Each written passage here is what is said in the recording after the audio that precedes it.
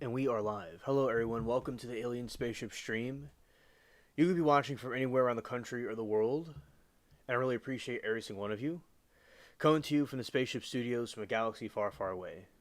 Alright, and now I'll be switching over to the other screen, rather. Okay, so let's go here.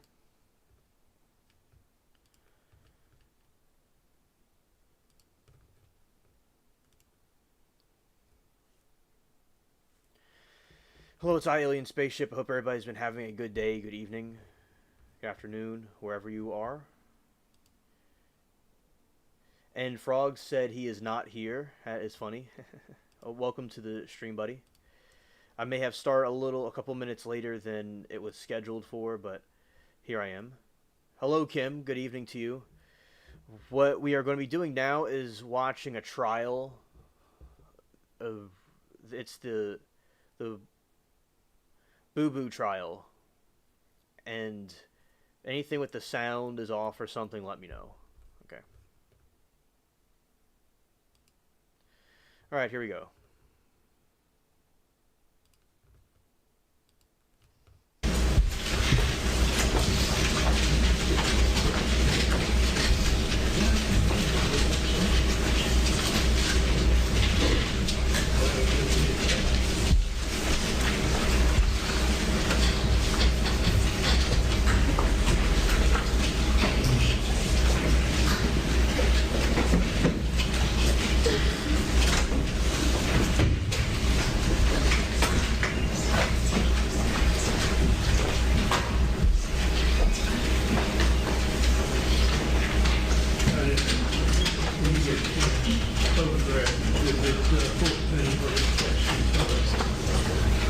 Raise your right hand, please.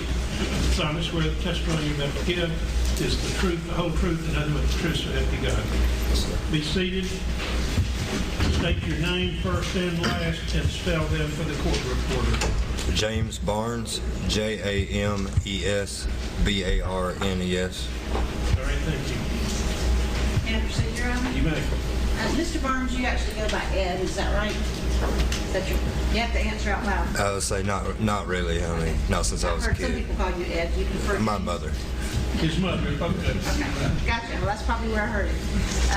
I'm not asking for your address, your current address, but what city do you live in? Darden, Tennessee. And how long have you lived in Darden? About 14 years now. Do you know a family by the name of the Bobo family that lived on Swan Johnson Road? Yes, I live next door. And when you lived next door, did that encompass a period of time in 2011? Yeah. And I asked you about the Bobo family in general. Do you know that the husband and father in the house was Dana Bobo? Yes, ma'am. And the mother was who? Karen. Karen. And do you know their children by any chance? Clint and Holly. Okay. You didn't go to school with them, did you? No, ma'am. Was your relationship basically just knew them because they were your neighbors? Yes, ma'am. Okay. You didn't socialize with them? You weren't going back and forth grilling out or anything like that? No. I want to draw your attention to probably about 7:45 in the morning, approximately, on April the 13th of 2011, and ask whether you were home that morning. Yes, ma'am. Well, you said you lived next door to the Bobos. Is that next door like you could reach out and touch your neighbor, or is there some distance between the houses? It's about 750 feet. Okay. And who all lived at your house or on your property? At the time, just me and my ex-wife, Cassie Bates. Was there a child there as well? Yes, ever. I'm sorry. And was it a young child? Yes. A baby? He Toddler? was 4, I think. 4 or 5. And did your mother stay around there as well? Yeah, I don't think she had moved off at the time yet. So what does that mean? You don't think she had moved off? Yes, she moved up here to Lawrence County.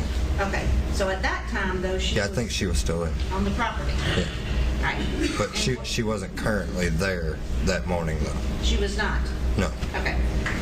But was there 2 places that you could live there, like a trailer Yes, and ma'am. a house?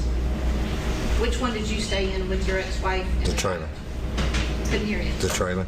Okay, and when your mom, when she was there, did she stay in the house? Yes. And were they close to one another? Yeah. In addition to the trailer and the house, were there any other, I guess, buildings or there on your property, like a barn or a shed or anything Not like at the that? time, I don't think. By the way, this is the Holly Boo Boo or Bobo trial from a couple of years ago that we are watching for those that are coming in. And hello, Lori, good to see you, and shout out to everybody lurking and hanging out with us. Let us continue. Okay. I'm sorry? Not at the time. Okay. And you're going to have to speak up because I'm having trouble hearing. I'm sorry. It's all right. Get in this big room and your voice kind of goes away. Were you working at the time? Yes, ma'am. Where did you work? For myself. Doing what kind of work? Construction contracting. And were you in the middle of a project that April? Yes. And did that cause you to get up and leave normal time, 7:30, 8 o'clock in the morning? Yes, ma'am. Did you and your ex-wife have one or more cars? Just one. Right, and because you had one car, does that mean y'all shared one? In other Yeah. words, you would take her places and Yes, ma'am. the child places?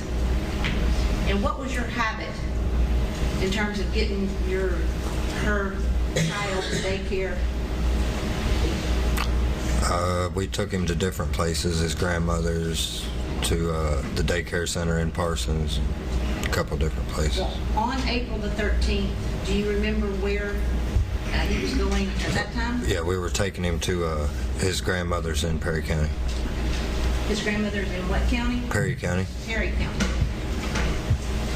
Now, do you remember something that sort of interrupted the morning routine with getting you and your ex-wife and the child to the right places? Did something happen? Yeah.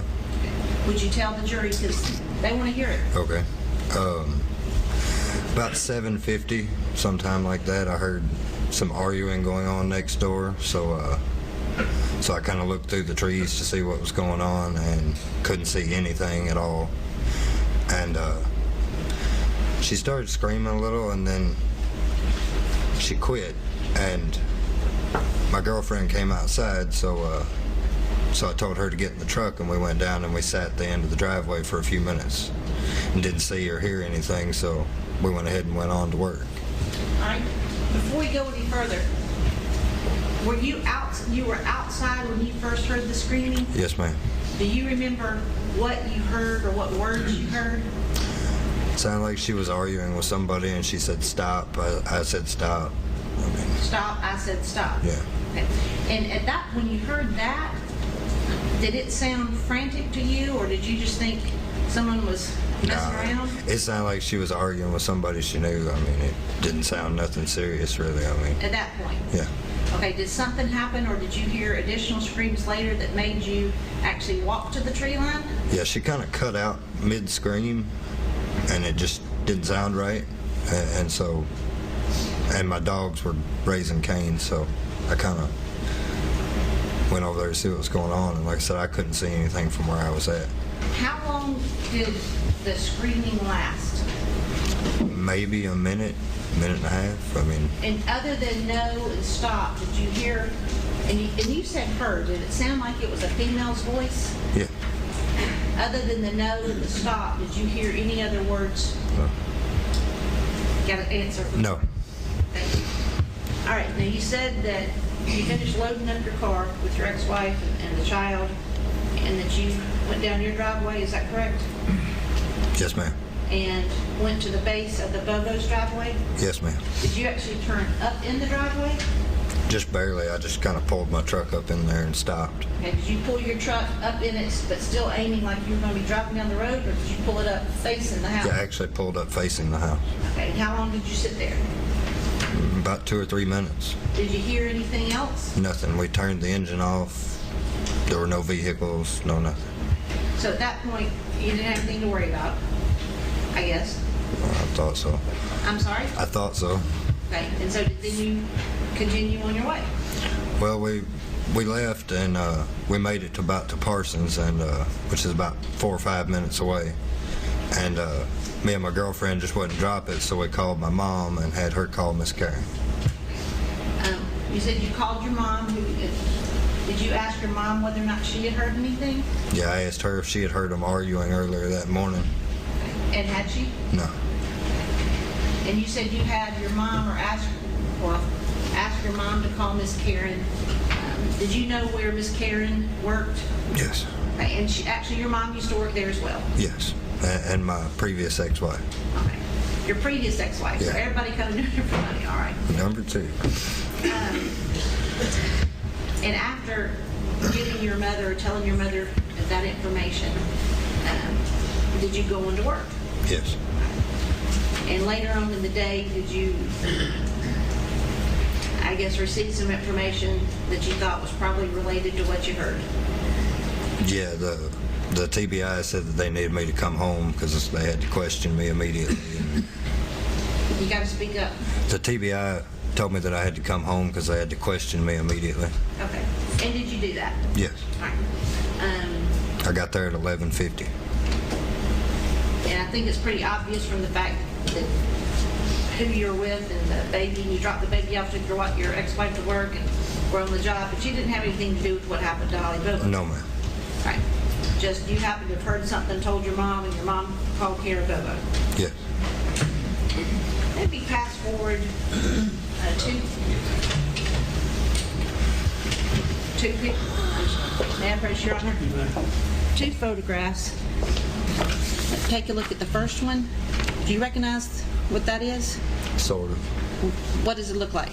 It's the side of their garage or their house. The side of their garage or their house. All right. And does it show the edge of where your property might start, or the direction that your property would be in? I think I'd be more over here. Okay. Let me show you the second picture. Do you recognize this? Yeah. I would be right here, right below those 2 pine trees. All right. Your Honor, I'm going to ask that these 2 photographs be marked as the next numbered exhibit. All right, it'd be exhibit 15 and 16.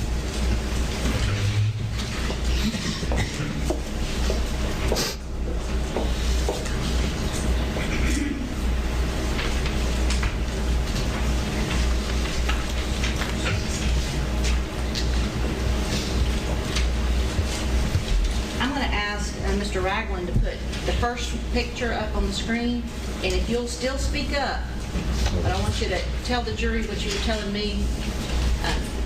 What do you recognize the side of this building to be? I think that's their garage. Okay. And would your house be to the left or to the right? Over there. This way? Yes, My ma'am. pointer is? Yes, to the right. And what is between the 2 houses? A pond? A pond? And now I'm going to ask that the next exhibit be placed. And what do you recognize this to be? A picture facing over towards my house. All right, I'm going to pass you the pointer and ask if you can show the jury. It's that button. Look, right there. If you can show the jury where your house is. Well, my house is about right there, but when the event happened, I was standing in the tree line about right there, right below those 2 pine trees. All right. And so from that distance, you said it's about 750 feet? Somewhere in there. It's quiet there. Yeah. And you were able, Especially in the morning. all right. And you were able to hear the screams from the area of the Bobo house.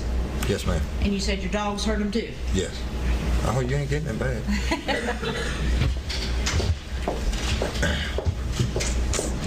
One moment.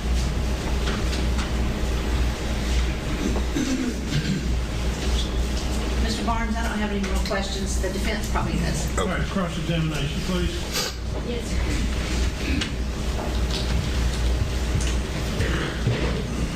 Can we turn this off so it shines so bright in my eyes?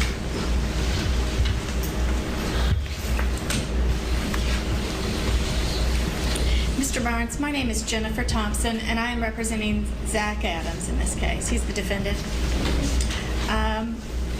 Now, I wanted to clarify a few things from your testimony. Maybe I couldn't hear you. You're somewhat soft-spoken. I'm sorry. Or maybe I misunderstood, but In fact, your mother was she was at your house that morning, or on the property that morning, wasn't she? Yeah, she had left pretty early that morning. But she was, well, first let me just go through. You gave multiple statements to the police and different law enforcement agency over time, didn't you? Yes. Matter of fact, you were interviewed that very same day that Holly disappeared, April the 13th, weren't you? Yes, ma'am. Okay. And you'd agree with me that your memory and your statement that you gave that morning is probably the most accurate of all the statements, wouldn't you? Yes. Because it was so fresh in time to the incident. Okay. And in that statement, you agreed that it was around 7:45 that you were loading tools into your pickup truck. Yes, ma'am. Now, what kind of truck did you have on that day? A really old 87 F-150. Okay, and what color was it? Black. Okay. And it had space in the truck for the car seat, you and your wife. Yes. Okay. And it was when you were outside when you're loading these tools in the truck, weren't you? Yes, ma'am. And it's while you were loading the tools in the truck that you began to hear a girl screaming. Yes. Okay. And it sounded like it was coming from the direction of the neighbor's house. Yes, ma'am. Okay. And your first thought was it was someone was playing or chasing a girl around. Yes, ma'am. Okay. And maybe even that they had a snake because of the way that the girl was screaming. Yes, ma'am. Okay. And the girl was screaming, "Stop, stop, don't. Is that correct?" Okay. And when you heard this, you walked a little closer to the property and the tree line, didn't you? Yes, ma'am. Okay. You looked through the trees, but you did not see anything at the time. Nothing. And the screaming seemed to last for just 1 or 2 minutes. Sometime after the screaming stopped, your ex-wife, Cassie Bates, came outside. Isn't that right? Yes, ma'am. She got in your truck, and you asked her if she had heard screams. Yes. And she said no. And you started to leave. That's when you left. The witness didn't answer that question. I'm sorry. I think you nodded your head. I said yes. Okay. She said no, and you answered. What did I say to Cassie? Oh, okay, strike that. Is that what you're asking me? I just wanted you to repeat your last answer. I think your last answer was no. What did you say? I'm sorry. Okay. Could you please repeat it? That's where it gets confusing. She entered the truck. You asked her if she had heard anything, and she answered. No, she didn't hear anything. Correct. And there were 2 different ways that you could have taken off that morning to go to drop your stepson off at daycare, weren't there? Yes, ma'am. One way was a direction away from the Bobo home, and one way was where you would pass the Bobo home. Is that Yes, right? ma'am. And usually you took the other direction away from the Bobo home, didn't you? Yeah, because it's a gravel road and Right. junky. But because of what you had heard that morning, and it was so unusual, you decided to change your normal course of behavior, didn't you? Immediately. Okay. Because after the way that your dogs, your animals there around you even reacted to the screams they were hearing, didn't they? Yes, ma'am. Matter of fact, they put their ears back and they kind of cowered down, didn't they? Yes. And that meant something to you too also, didn't it? Yeah. Okay. So you decided you would drive past the Bobo house. Yes, ma'am. And when you drove past the Bobo house, you slowed down to look, didn't you? And I pulled in their driveway. Pulled in their driveway and paused for a few minutes. Turned the engine off. What? I turned the engine off. Okay. Turn So the that way I engine could off. hear anybody. There was nothing. Because had you heard anybody at that moment, you would have gone and further investigated, wouldn't you? Oh, yeah. And even when you heard someone screaming, you did not ever hear this woman something that to was you too screaming also, yell didn't help, did you? No, ma'am. If you'd have heard somebody yell help, you would have gone to help, wouldn't you have? Yes, ma'am. Okay. And so you heard nothing when you paused in the driveway and turned off the engine, did you? Nothing. And there were no cars in the driveway? Nothing. Okay. And from the time that you were in your driveway, you didn't see any cars pass your house, did you? No, absolutely nobody came out, even going the opposite direction from their house, because I kept an eye on the place from the time that I went from the place where I was getting the tools till I got in the vehicle to go down there. Okay. And so after you pass the Bobo's house, there's not another street between your house and the Bobo house, is there? No, ma'am. There's no T-bone or cross street or anything? No. And after you pass the Bobo's house, there's a small logging road on the left-hand side as you're driving north. Yes, ma'am. Okay. And did you look down that logging road? Yes, ma'am. Did you see anything? Nothing. And did you see any cars on the right-hand side of the road? No. Okay. And then just a little further down, you get to a stop sign, don't you? Does that area there, that road down there, have a name? Five Forks Five is what Forks they call Road. it. Okay. And did you see any cars there? No, ma'am. And that's where you turned and you went on your way towards Perry County, isn't it? Yes, ma'am. Through Parsons. Through Parsons, yes. So my name is Jennifer Thompson. But it's when you got to the Five Forks corner that you stopped and made a telephone call, isn't it? Yes, ma'am. Because even though you had seen nothing and you had heard nothing, you were still so disturbed by the screaming that you wanted to let your mother know about it. Yeah, it didn't seem right. And so you called your mother and asked her to call Karen Bobo. Yes, ma'am. And you used a cell phone that morning to make that call. Yeah. And are you aware that that call was made at 7:47? I didn't know what time it was.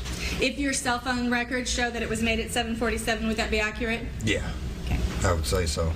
Because I think initially, at some point, you said that you had heard that screaming sometime between 7:40 and 7:45 was when you heard the initial screams. I was outside at the time. I don't know exactly what time it was. I went outside about 7:15 to start loading up. I mean, Okay. the best I can do is give you a guess of what time it was. Sure. I mean, Because you weren't wearing a watch, you weren't keeping No. track of time. Okay.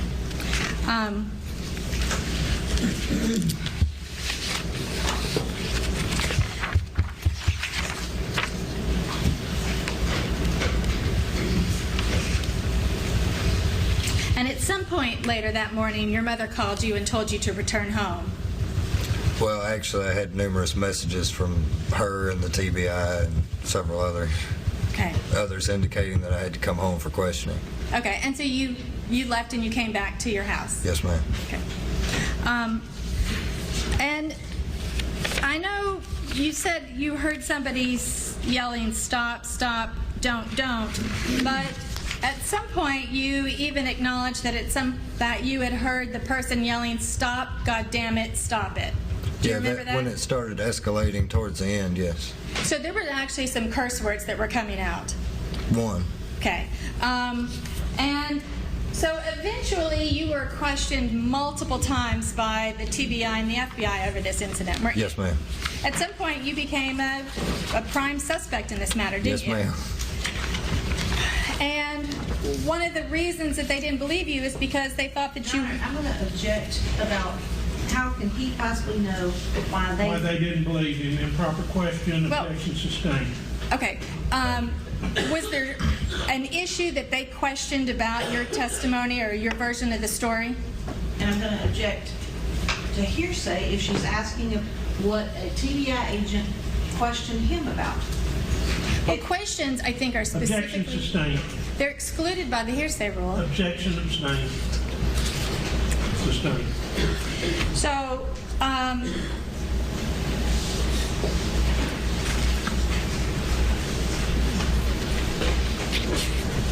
If it helps you any, I don't know why.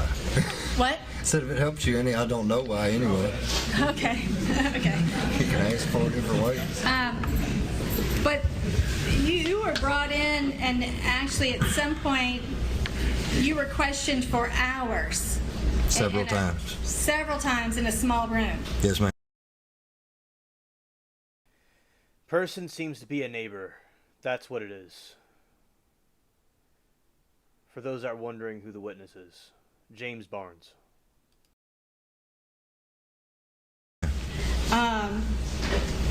And the TBI and the FBI continually came to your house and to your mother's house. Yes, ma'am. Do you remember that dogs that day you were tracking Holly's scent over to your house? With my dogs? No, other tracking dogs Oh, followed yes, a ma'am. scent to your house that day. Yes, ma'am. Okay. When the whole time, you were not involved in the disappearance of Holly Bobo, were you? No, ma'am. And you were simply trying to be a good Samaritan by calling the neighbor, weren't you? Yes, ma'am. And you heard someone that you thought sounded like they were in trouble and you were trying to help them, weren't you? Yes. Okay.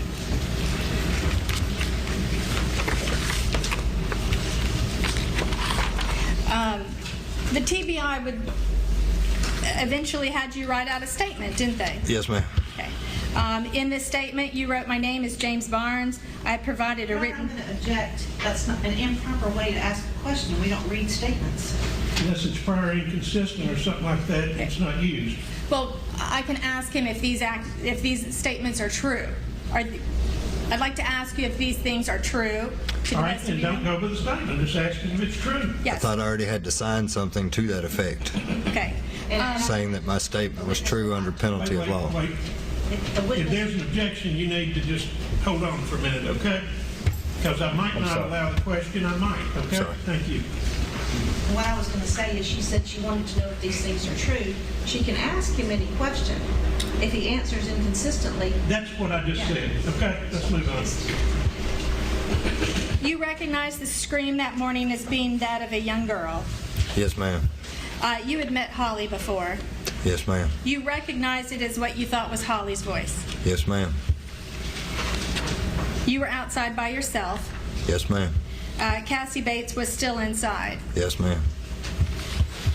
Your mother, Kathy Wise, was at home also. No, she wasn't home at the time. She was in her home. No. So your mother, Cassie Bates, your mother, Kathy Wise, you're now saying she was not at home? I don't think she was at home. Where do you think now she was? I think she had went to town for something. Okay. If she had been home, she'd have been out there helping me load up tools. I know her. Now, she didn't live in town, did she? No. Okay. She lived on the property? Between there and her new place in Lawrenceburg. Okay. Okay. When she lived on the property, did she live in the barn behind your house? Yes, ma'am. Okay. So now I'd like to ask about a prior inconsistent statement, Your Honor.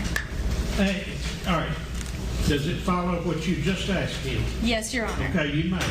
So, when you made your written statement, didn't you in fact say that my mother, Kathy Wise, was in her home, the barn behind my house? I don't know what I put in the written statement. That was 6 years ago, but if she was home and I said she was in there, then she may have been, but I don't recall her being home. Okay, so now it's just a fuzzy memory for you. That's what 7 years does. Yes.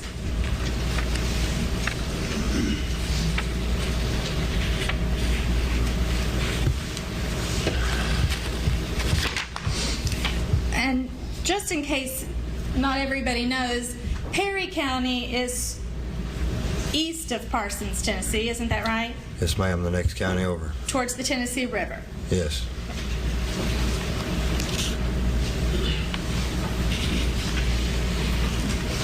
Do you remember what your telephone number was at the time? No. Okay.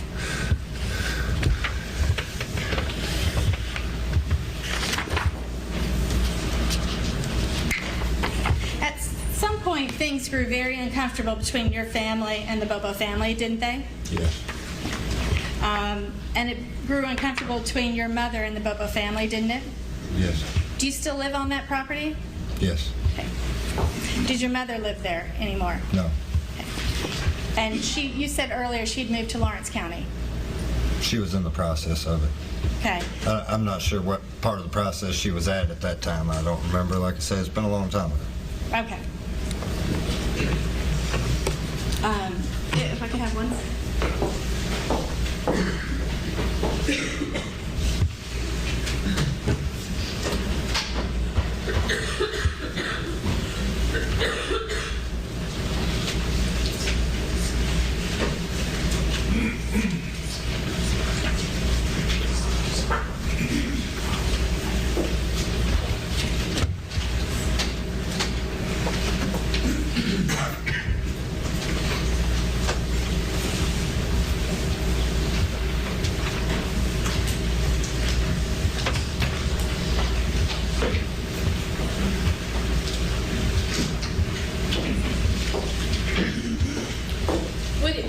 accurate to say that for over a year, the TBI continually came around your house to attempt to get you to confess? Yes, ma'am. No further questions. Anything else further direct? Very briefly. Okay. Would it also be accurate to say that you didn't have anything to do with it? Yes, ma'am. All right. One last question about the series of questions about how you perceived the screams. They were frightening enough to you that when you heard them or when it stopped, you actually got a cold chill. Oh, yeah. My hair stood up everywhere, and I looked around, and every one of my dogs, they were on the ground, their ears were up. And Cassie walked outside right then, and I just told her, I screamed at her, I said, get in the truck now. And she thought she'd done something wrong or something. It was that, But we got down there within about 45 seconds. it was that impactful to you, though. Yes, ma'am. That's all, Your Honor. Anything else? Nothing further. All right. You can step down, Mr. Barnes. You're free to be excused or you remain in the courtroom. Call your next.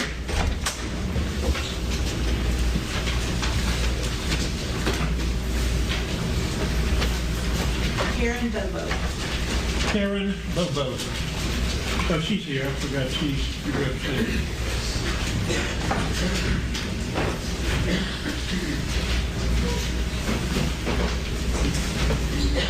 Raise your right hand, please.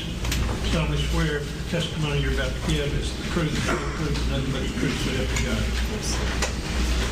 Be seated and state your name for the record and spell first and last. Karen Bobo, Karenbobo.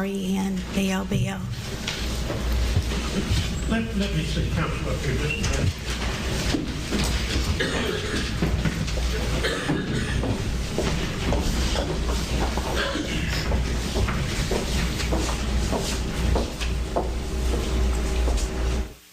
One second.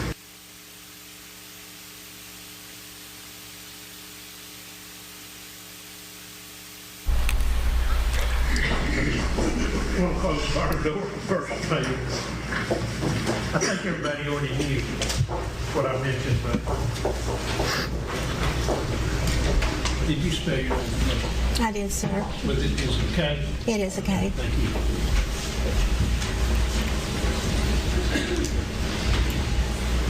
Just breathe. Earlier, you were in court, present in court earlier when Dana Bobo testified, Yes, ma'am. and that's your husband. It is. How long ago they married? 35 years. You have children together? 2 children, Clint and Holly. And Holly's date of birth? 10/12/90. And the whole time that she was alive, where did you live?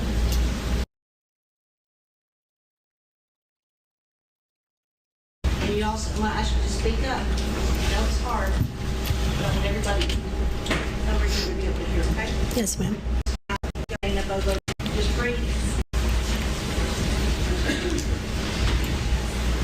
Just breathe. Earlier, you were in court, present in court earlier when Dana Bobo testified. Yes, ma'am. Free to be excused or you remain in the courtroom. Call your next.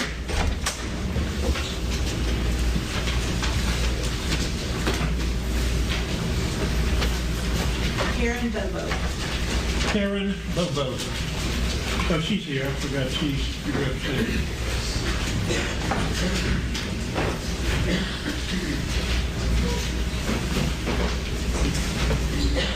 Raise your right hand, please. Solemnly swear the testimony you're about to give is the truth, the whole truth, and nothing but the truth, so help you God. Be seated and state your name for the record and spell first and last. Karen Bobo, Karenbobo. Let me see counsel up here just a minute.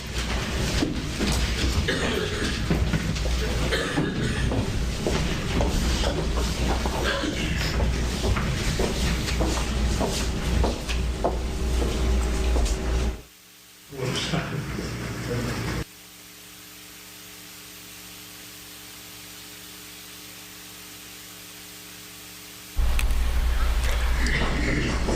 want to close the barn door first, maybe. I think everybody already knew what I mentioned, but did you spell your name? I did, sir. Was it, is it okay? It is okay. Thank you.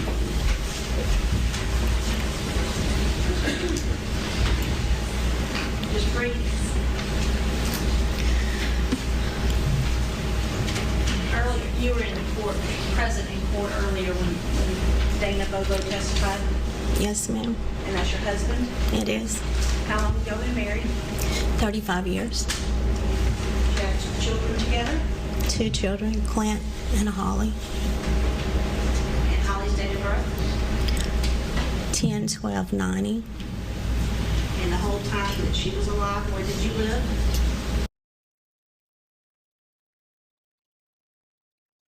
And you also, well, I ask you to speak up. I know it's hard, but I want everybody over here to be able to hear, okay? Yes, ma'am. Had Holly ever moved out of the house, or did she, once she graduated from high school and started college, did she stay in your house? Yes, she had always stayed in our house. She never moved out. There's been some mention today about her being in a nursing program. So let me ask you, when did she graduate from high school? She graduated in '09. Did she go to college first? She did. She actually took a couple classes in high school, college classes, and then after graduating high school, she went to college for a year. Where did she go? Jackson State, Lexington campus. And after that year, did she transfer to a different program? She did. It was a bridging program, a 12-month program that bridged into the RN program, and they were a hand-picked, I believe, 25, and they called and asked her if she would be in that program. Okay, and where did she take classes after her first year at Jackson? The nursing class was at UT Martin Parsons campus, And how far away from your home was this UT Martin Parsons? about 6 miles. Was it a rigorous program? Very rigorous. How many days a week did Holly go to school? Holly went to school 4 days a week. She was off on Friday. How did she spend her Fridays? She spent her Fridays house cleaning. She would usually get up pretty early, clean the house so she could have the afternoon to do something else. What were Dana's hours back in that time? To the best of my memory, he probably left home around 5:30 and got home around 5:30 or 6 in the afternoon. And he was working for McKinsey Tree Service? Yes, ma'am. And what about you? How did you spend your days? I spent my day teaching second grade at Scottsdale Elementary School. I usually tried, my goal was always to leave at by 7 o'clock, and I got home around 3:30 every day. And what about Clint? Clint was working part-time and going to school at UT Martin in Martin 2 days a week, Tuesdays and Thursdays. Your husband said that he was a social worker. Was he already a social worker at that time? No, ma'am, he was working at the nursing home, Studying to be what? studying to be a social worker. So is it fair to say that during the day, Monday through Friday, except when Holly was off on Fridays, generally, was everybody gone? Yes, ma'am. Who left first most days, Holly or Clint? Tuesdays and Thursdays, Clint left early, like at 6 o'clock. I think his first class was at 8 at Martin. And then on Monday and Wednesday, I believe Holly left first. And this routine, this family life, was that pretty, did it just repeat itself week after week? You guys Yes, going to ma'am. work, Holly going to school, Clint doing both? Yes, ma'am. Very routine. You saw me put a picture of a young lady up on the overhead earlier. Who is that? That's my daughter, Holly. Now, I want to draw your attention April 13th of 2011, okay? And ask, do you remember what day of the week that was? Wednesday. And was that Wednesday very much like every other Wednesday in your household? It was. Do you remember if Holly had anything special going on in school? When I got up that morning, Holly's door was closed, Clint's door was open, so I closed his door. He snores, plus he had a surround sound. I think the television was on in the surround sound, so I closed his door and opened hers. And she was sitting on the bed studying. I think she told me she'd been up since 4:30 that morning studying. So I went on about my business, getting ready. And then later, I packed her lunch, and then she asked me to get her some muffins. Let me stop you here. Yes, ma'am. So, this conversation that you had with her when she was sitting on her bed, did she seem herself? Yes, ma'am. Everything was normal. Everything was very good. And you said she was studying for a test?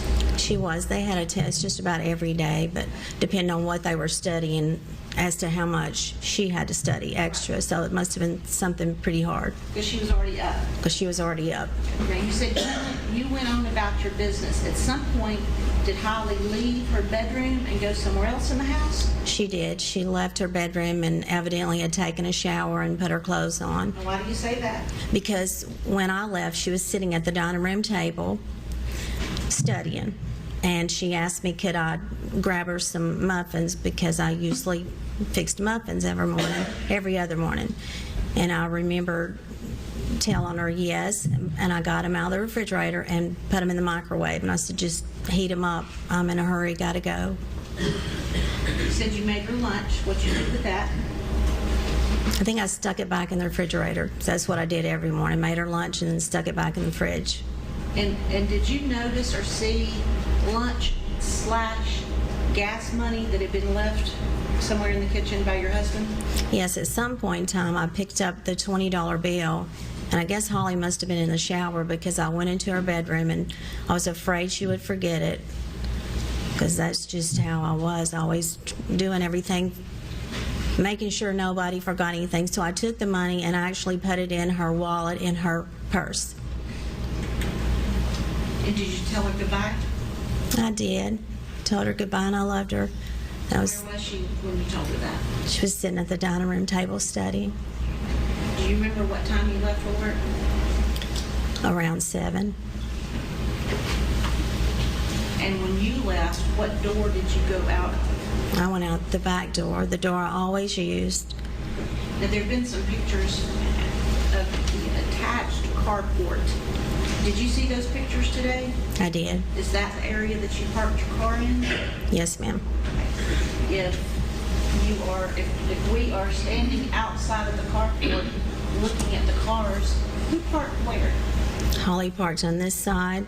Left or right? If we're looking at the rear of the cars. If you're looking at the rear of the cars, hers will be on the left and mine would be on the right. So I had to walk past her car to get to my car. Is your car there? Her car was there. Everything seemed normal in your garage or in your carport? Yes. Did you see or hear anything that concerns you? No. You said you left approximately 7. When you got there, how long did it take you to get to school? It takes me about 25 minutes. Did you do anything special while you were in the car driving? I talked to a friend of mine, Tina Cruz, on the phone. And frankly, was that something you did nearly every day? Yes. She had a long drive, I had a long drive, so we usually talked every morning on the way to school. And did any texts or any calls come in while you were talking to Tina that interrupted that conversation? Yes, Holly tried to call me. Did you hang up with Tina, or did you not pick up with Holly? I can't remember if I waited till I got to school to call Holly and pulled in the parking lot, or if I let Tina go and talk to Holly then. But you talked to Holly on the phone after you left your house about the time you were getting to school? Yes. Okay. Did you talk to Holly once or more than once? More than once. And what in the world were you talking about since she had a test and it was time for you to go to work? Well, she told me that she had spoken with Drew. She had talked to Drew on the phone, and that he was on my mom's property turkey hunting, and he had run into my cousin's son, and that they had questioned him and wanted to know who gave him permission to hunt. So he had permission to hunt, right? He did. It was just kind of a blanket permission. So based on that conversation, did you make some other calls, reach out, call your mother, do that kind of thing? Yes, I don't remember in which order, but I called Drew and asked him, was everything okay? And he told me that Bo had asked him about who gave him permission. He told him that Holly's grandmother, and told him that he was Holly's boyfriend. And then I called my mom and told her that Drew was over there hunting. And then I called Holly back and told her everything was okay. And when you called her back to say everything was okay, did you know at that time whether she was still at home, or did you think she had left for school? No, she was still, I think she was still at home. I mean, that's not, you didn't ask her. I didn't ask her, no. But by the timing, I thought she was still at home. So did all of these sort of back and forth calls with your mom and Holly and Drew, did that cause you to be a minute late to get into your classroom or to get into school? Yes, it did. And we're not supposed to have our cell phones with us. So I left my phone in my room and I walked to the cafeteria where my students already were, and the other second grade teacher was watching both classes. And so the other teacher had actually had to carry your kids to the cafeteria. Yes. All right. And you said you left your phone in your room. Yes. Your classroom. Yes, ma'am. And do you remember about what time breakfast at Scotts Hill, is it elementary? Yes, ma'am. Okay. Happened, like what time was that when you were in the cafeteria with the kids? We usually went to breakfast, I think about 7:35 or 7:40, somewhere around there. So they were already there and you walked in? Yes. Nevertheless, was it before 8? Yes, ma'am. Was your plan that you would be the one to take the kids back to the classroom? Yes, ma'am. Did you do that? No. Tell the jury what happened. I hadn't been in the cafeteria very long, and the secretary of the school came to the cafeteria, and she said that the neighbor had called and said she didn't want to alarm me, but she thought she heard screams coming from the house. So that's not a phone call that I got every day. I'd never gotten a phone call like that, so I almost instantly got into a panic at that point, walking pretty fast back to in the school, because our cafeteria is outside the school. So I go back inside the building, and I went and used the phone, and I called. Where did you go? You said you go back in the building. Where? To your room? To the library. Okay. To the closest phone I could get to, which was normally would have been the office phone, but I must have looked over there and there were parents bringing their kids in, so that's why I used the library phone. But I called Clint and I asked my son Clint what's going on. And he said, did Holly not have school today? And I said, yes, why? And he said, well, I think she's out here with Drew.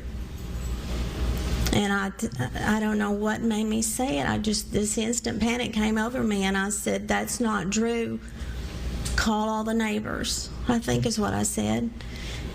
And then I ran over to the office, and I called 911. I don't remember exactly what I said, but I remember they said it was Henderson County. We live in Decatur County, so I hung up. I think I fell on the floor at that point.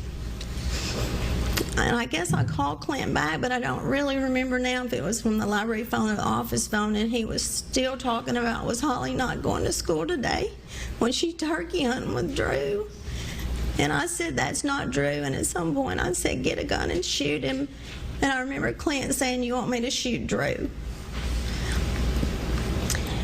And then a friend of mine and co-worker, Terry Bromley, I think she pulled me up out of the floor, and she was pulling me to her. We were trying to get to her vehicle, and as soon as we got to her vehicle, I called 911 again, and I got Decatur County that time. So Terry Bromley is a friend and a co-worker? Friend, co-worker, used to be Holly's basketball coach. So somebody that had known Holly for... Since she was in 6th grade, maybe. You said she, being Miss Bromley, was pulling you towards where? Toward the gym. She parked in front of the gym. So she was going to take you. Yes, ma'am. Were you in any shape to drive at that point? No, Did you have your cell phone? I didn't, Because because it was down in my room. did Terry start heading back towards your house? Yes, And it's you said 25 minutes if you're not speaking. yes, ma'am. And you made another phone call. Whose phone did you use? Terry's. And who did you call? I called 911 with her phone. And you got somebody that time on the phone? I did. Ask, look at a disc and see if you can tell us if you recognize it or not. Yes, ma'am. How do you recognize this disc as opposed to every other disc? Because I initialed it. What is it? It's my 911 call. Your Honor, ask that we mark this as the next numbered exhibit. We are 17. President Evans, exhibit 17. You said you initialed it. Did you initial it after listening? Yes, ma'am. And does this truly reflect what you told the 911 operator on your way back home? Yes, ma'am. Permission to publish, Your Honor? Yes.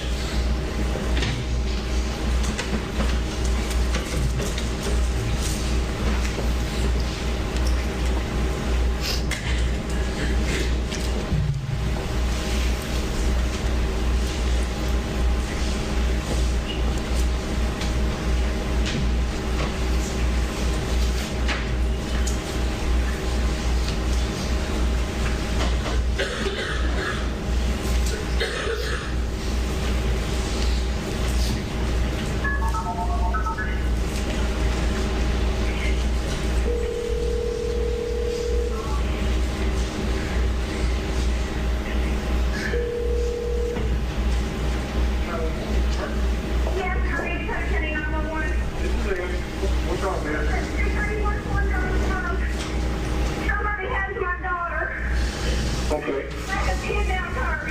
631 Swan Johnson Road. Please get there now. They're on their way. Is that where you live? Yes, I'm in school. I'm trying to get there. Okay, you live Karen? Yes. Okay, dude. I heard somebody screaming. He looked out and somebody in full camouflage got Holly. Okay. I got officers on the way right now. Okay, Karen? Please help me. They're on their way, sweetie, right now. Who is this? This is Robert. Robert, please get him in the community out there. They're on their way, sweetie. I got everybody on their way right now already. Oh my God. What, do we know? Say, Clint, seen them? Are they in a vehicle? Okay. Okay. All right. I've got officers there, and I'm gonna let them know. Okay. Please get everybody out there. Okay. They're on their way, sweetie. They're on their way right now.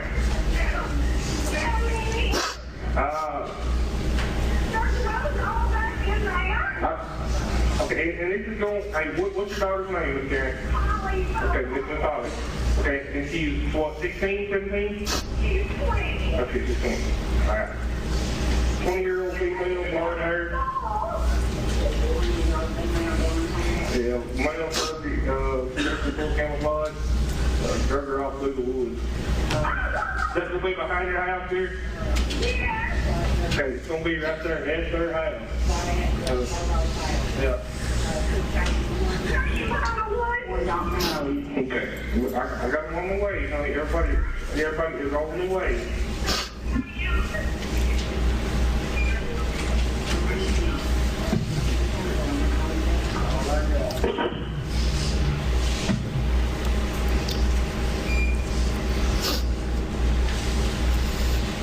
Did Terry drive you on home? Yes, she did. When you got there, what was going on at the house?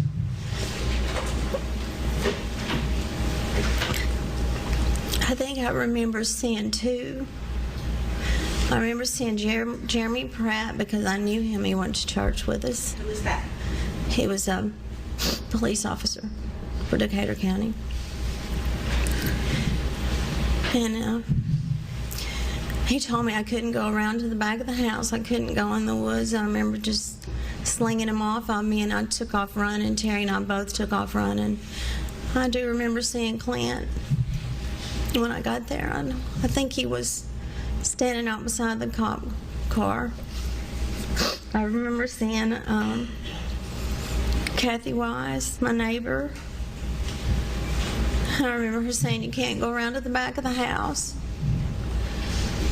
And I think I fell down then too. As the morning wore on, did more people come? More people came. Did more law enforcement come? They did. Do you have any idea how many people were out there at your house, in the yard, the roads, the woods? I don't know.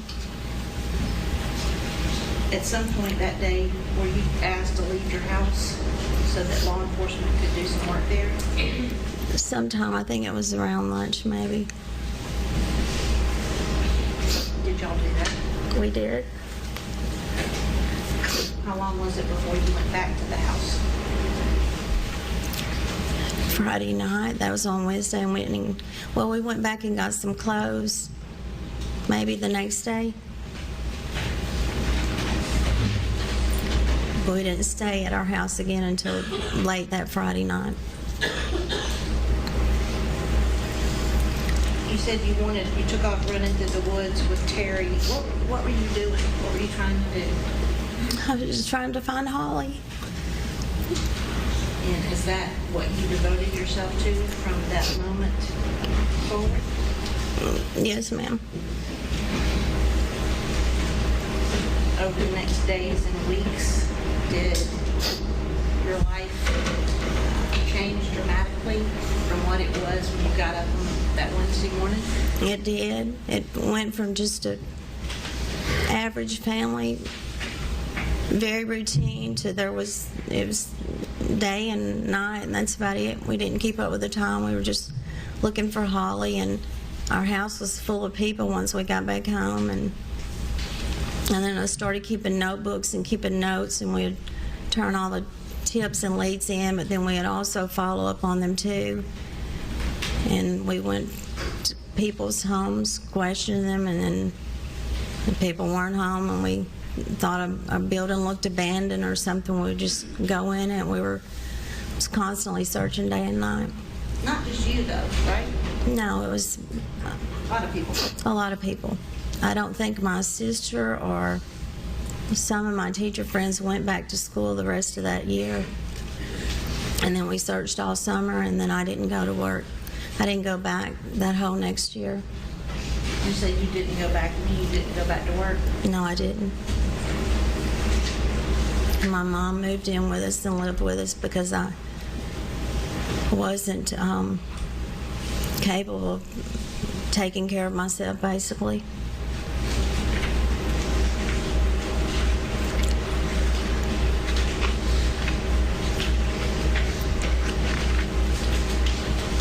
I'm going to pass you a stack of 8 pictures.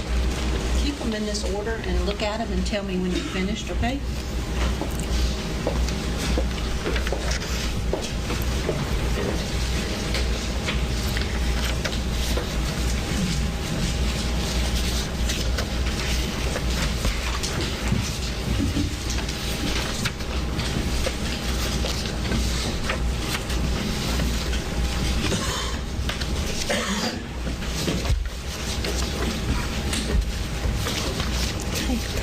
Do you recognize what is in each of those pictures? Yes, ma'am. What do they show? They show the inside of our house. Just parts of the inside of your house or all of it? No, just parts of it. Your Honor, I'm going to ask that those be marked as the next numbered exhibits. 18 through, what's 8? Where do we leave off? 18? 26. 18 through 26, okay.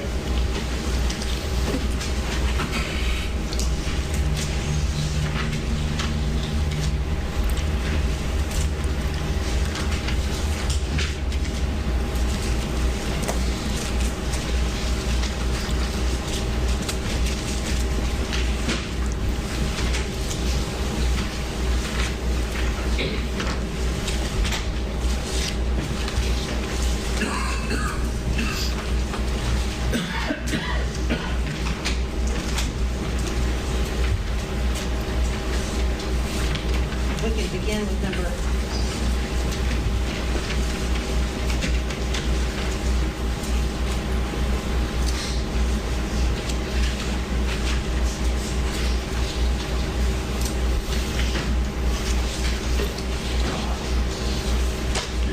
Let's begin with number 18. I want you to look over your left shoulder. You may need to do the lights a little bit, because these... Yeah. No, they're out in the hallway. I told her yesterday to get a clear mark through it. I think it is. Okay, looking at, while they're fixing the lights, looking at what's been marked as Exhibit 18, what is the jury looking at right in this room?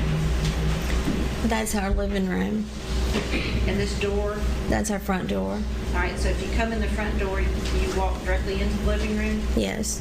What is this open door in the rear That's towards the left? mine and Dana's bedroom. On the other side of this wall is what? If you were to go around?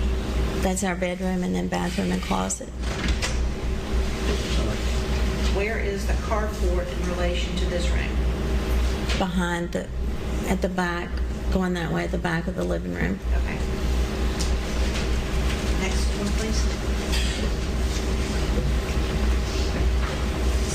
Is Exhibit 19 the same room but from a different angle? That's the same room. That's our front door. Had Is this right here? that there were side lights on each side of the door. You're saying the word side lights? Side lights. And was this structure on both sides? Yes. You could stand on the inside and see outside Yes. without opening the door? Yes. And what is this room down here? And that's our den. Okay. Next one. Again, is this the front? Yes. Same front door? On a Yes, ma'am. different side light? Yes. What's through this door? That's where you walk into the kitchen, then dining room, then the other bathroom and Clinton Holly's bedrooms. Next one. This doorway, whose room are we looking into? That's Holly's bedroom. And is this the view you have from standing in the hall? Right when you walk through the door. Okay. Next one. What is this? That's her bed, and What are these and what's this? that's where she had her pillows up against the wall studying that morning. And that's her comforter and her cowboy hat. And is this the way her bedding and room looked when you last saw her sitting there? Yes. Before she moved to the kitchen table? Yes, ma'am. Okay. You mentioned bathroom. That would be the bathroom that Clinton Holly used. And if you come out of the bathroom, you can see into Holly's bedroom. This door frame right here, Yes. looking into Holly's. Yes, ma'am. Okay. Next one. What is this? And that's the dirty clothes hamper beside the vanity in Clinton Holly's bathroom. Who pretty routinely left her hairdryer there on top of the dirty clothes? That would be Holly.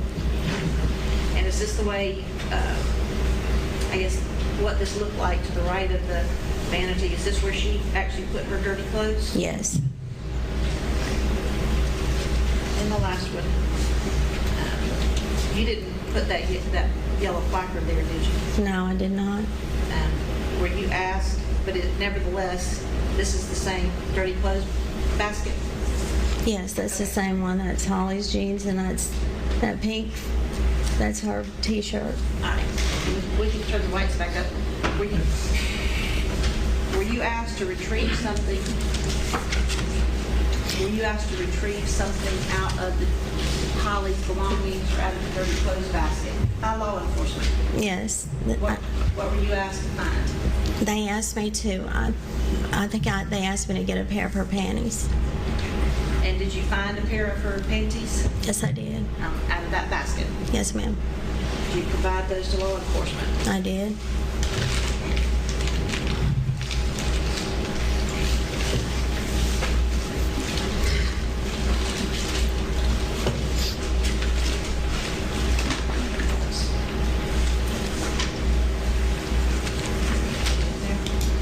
gloves, I'm sorry, Your Honor.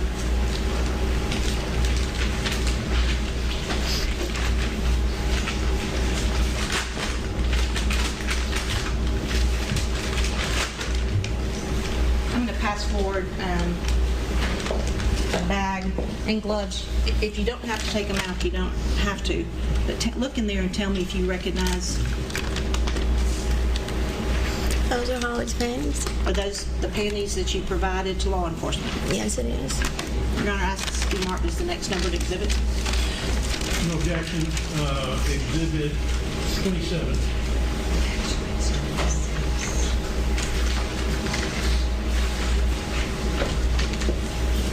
Is it 26 or 27? It's 26. Somebody added. I probably said it wrong. Somebody told me I think I did. 8 plus 18 would be 26, but if it starts with 18, it's actually 25, so this is 26.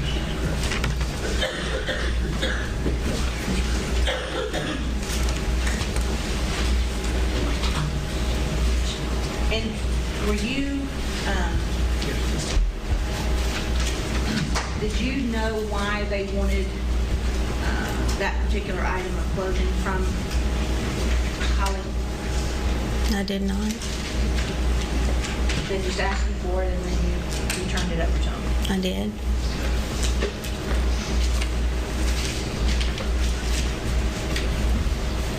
I asked you a few minutes ago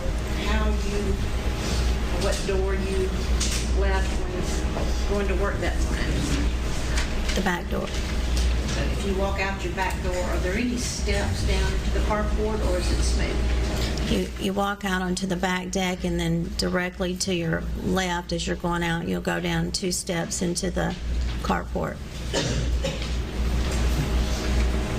To get to your car, how did you get to your car? What did you pass by? I passed by Holly's car. And in passing to get to Holly's car, did you go down those steps? I went down those steps in front of her car, around to my car. I'm going to pass forward 2 photographs.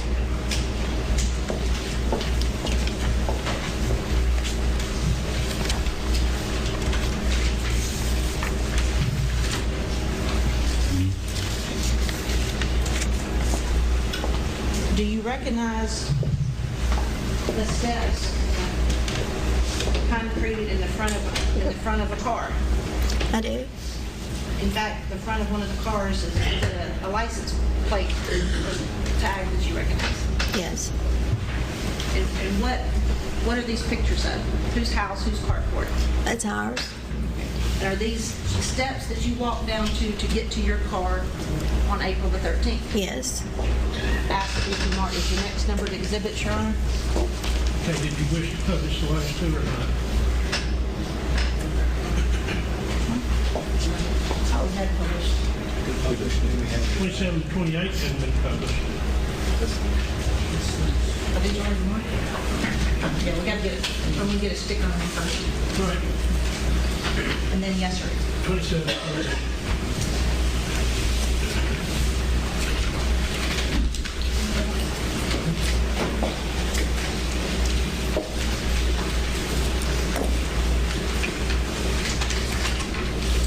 Placing exhibit 27 on the overhead. Karen, when you went down the steps that morning,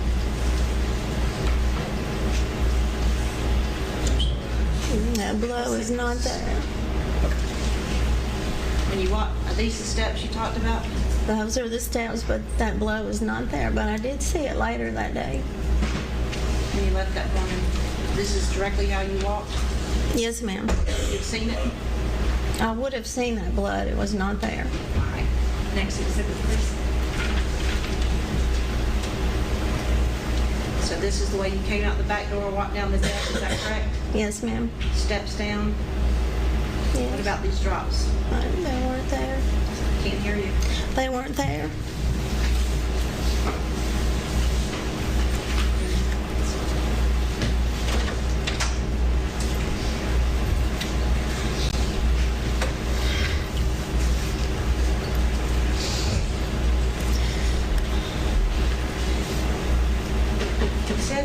next weeks and months, you didn't go back to school, you just sort of did a lot of searching and following up on leads, is that right?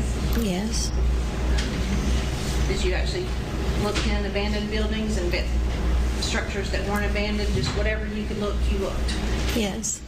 Was your number, your cell number, like out there in the public? I mean, had it been, Yes, I think I even had it put on a card at some point in time so that people could call you? so that people could call.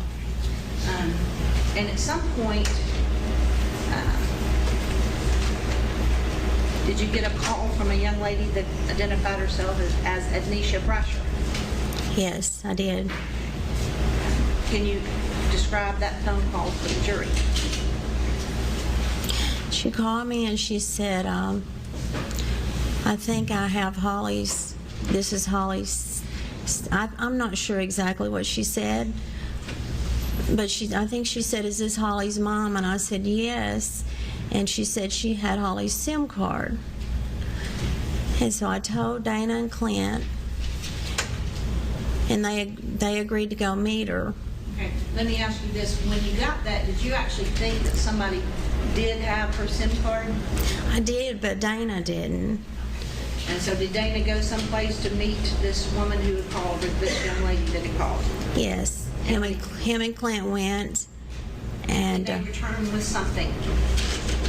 they did. And while they was gone, I called. I don't remember if I called the TBI or the local law enforcement and told them about it. And did the law enforcement come to your house? They did. They came and got the SIM card that night. So you sort of answered my next question. Did they bring a SIM card back? Yes, they did. And then you turned it over to law enforcement that night? Yes. Did you put it in a phone or check it out to see if it was hers or not? No. You just turned it over? Yes. Did you, in the course of, I guess, trying to help law enforcement look for Holly, did you even provide them a list of things that were in her purse? I did. How did you know what was in her purse? Because I'd put the money in her purse that morning, and I knew what was in her purse because her wallet, she and I bought when we went to Maurice's together, and her purse. I'm sure I probably bought the pencil bag, or we'd gotten it together because Holly, she never wanted to go. She hated to shop. So usually if she shopped, we went together. I'd just pick up something and it was fine with her. So were you able to give law enforcement a whole list of things that they should be on the lookout for that would have been in her purse? Yes, ma'am. Did you also describe for them what she was wearing that morning, since you saw her studying at the kitchen table? Yes, I did. And what was she wearing? She was wearing a pair of jeans and a girly girl t-shirt. What does that mean? That said name brand, and in the back of it said, I think it said, "Don't squat with your spurs on." And then I didn't know what kind of shoes she was wearing because she didn't have her shoes on. But when I went to her closet, I was able to tell them by what pair was missing.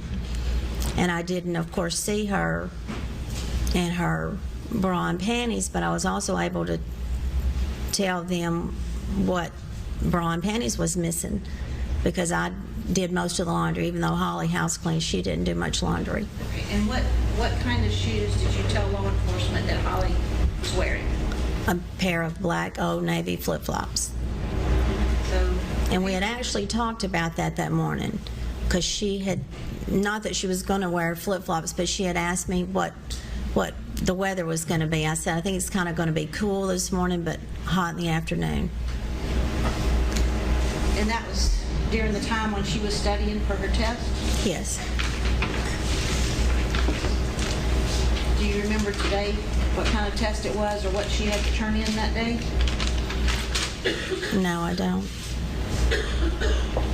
I want you to look at one document and ask if you recognize it. I do. What is that? That's her, she had to study for her drug, names of different drugs, I think, but that is definitely her handwriting. Is there a date on the paper? 4/13/11. Your Honor, asked that this be marked as the next time to exhibit. All right, the 29.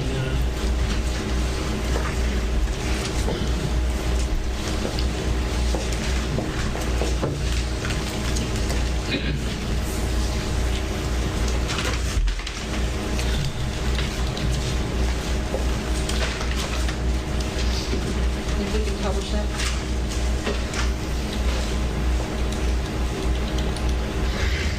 They're not going to see any less lights are being.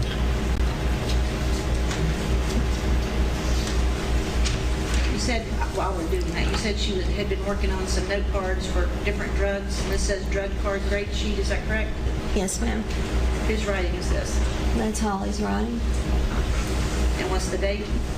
4/13/2011. That's the last morning you saw her. That is. You said you, In the court of the jury, when you go to deliberations, you'll have all these physical exhibits. We'll go with you. So, I mean, if you can't see it as clearly as you'd like, you'll actually have the exhibit up there. did you pack your lunch that day? I did. What her lunchbox look like? I remember it had polka dots on it, and it had her initials. Pass the sack and ask you to look at the contents of the sack. You can pull it out.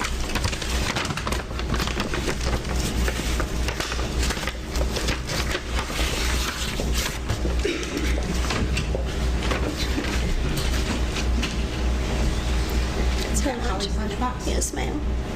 I want you to unzip it.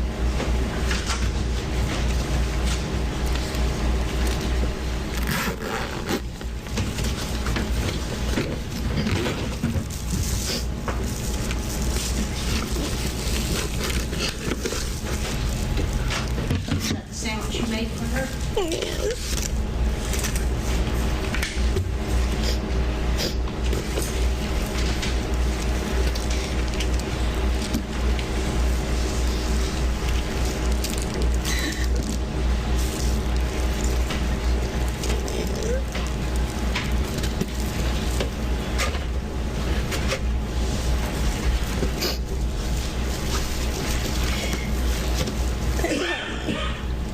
Is that her lunch? Yes, ma'am. You left that morning, that was in the refrigerator. Zip it back up.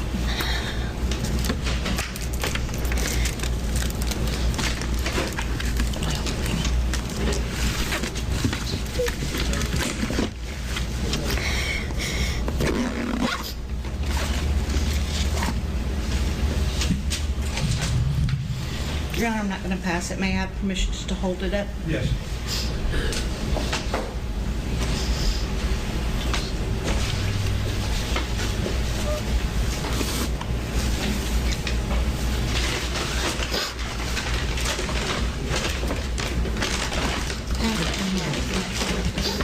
Miss Nikki.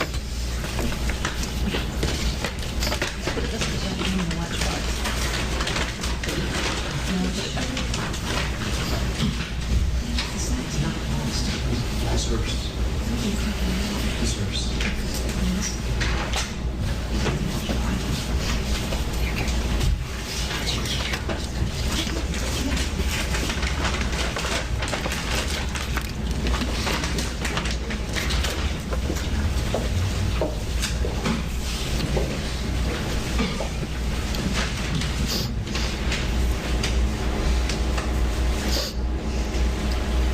I asked you a little while ago whether you were able to provide law enforcement with a list of things that Holly had with her in her purse, if her purse was with her, right?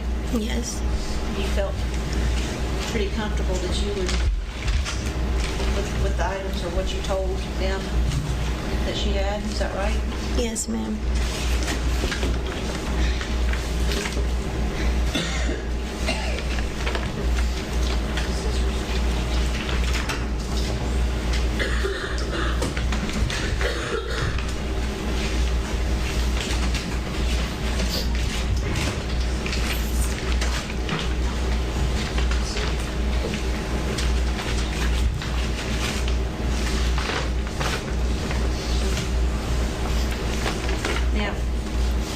one more item.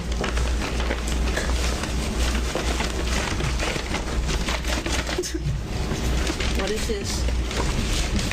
It looks like her purse. Is that her purse? It's her purse.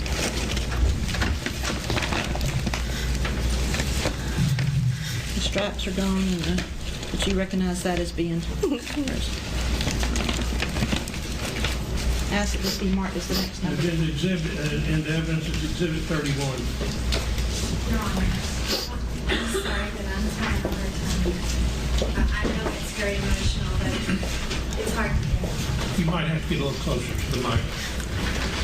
That is her purse. It's very hard to look at all that stuff all tattered and torn because it didn't look like that morning. But that's her purse.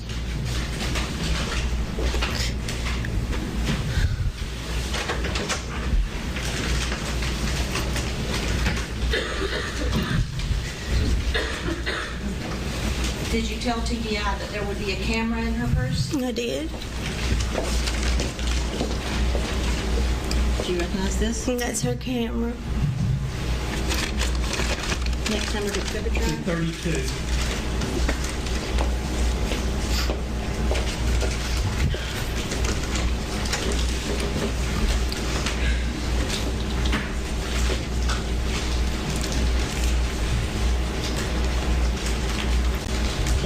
Holly's car was still there, though, right? At your house when you got back. Yes, it was. But did you tell TDI that she had keys? That she had a key ring in her purse? Yes, she did.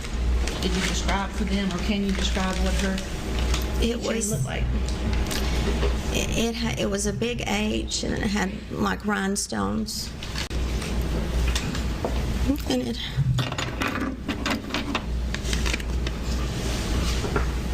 And the Browning symbol. And the what symbol? The Browning, like she had on the back of her car, the pink Browning symbol and the H. That's her keys. Is this her car key? Yes, ma'am. Permission just to hold it up, Your Honor? Yes.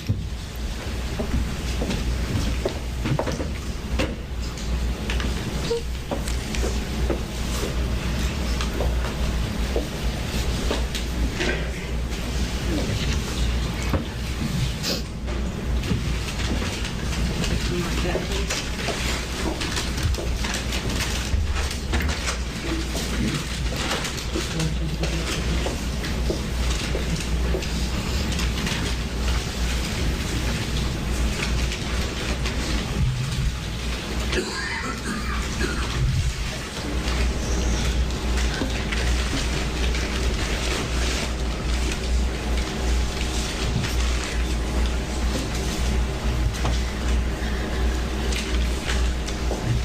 You mentioned earlier in your testimony that you told them about her wallet because you were there when she purchased it.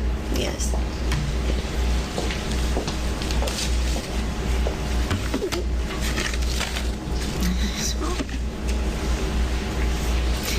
That is her wallet. I'm going to open it.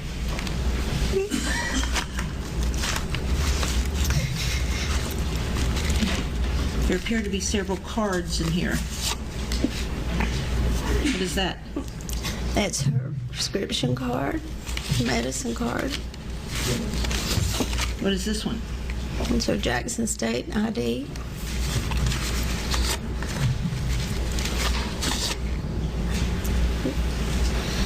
That's her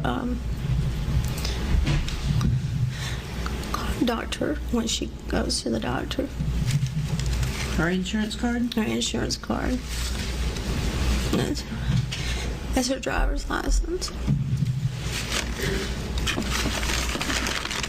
Ask that this be marked as 30. 33. 33.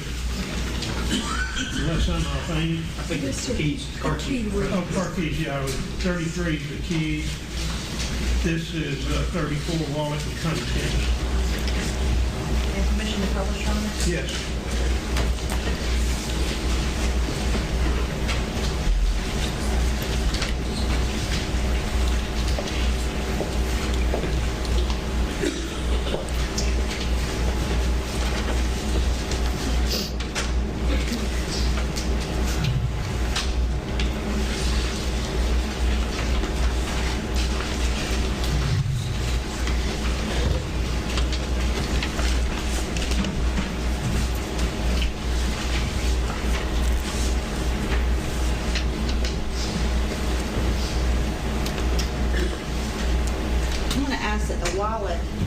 back to, but not the contents, pass back to Ms. Bobo, and I want you to look in it and tell me if there's a $20 bill where you put one that morning.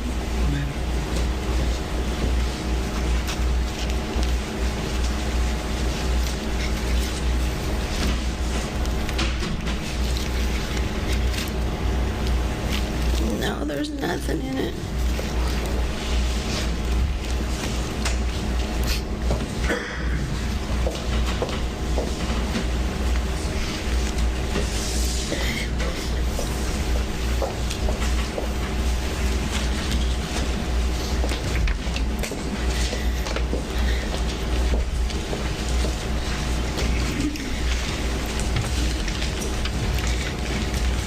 Holly have an inhaler? Yes, you did. Does she have Wait asthma? just a minute, I'm feeling sick. Let's take a recess. I want everyone to remain with me while the jury files out, please. Oh.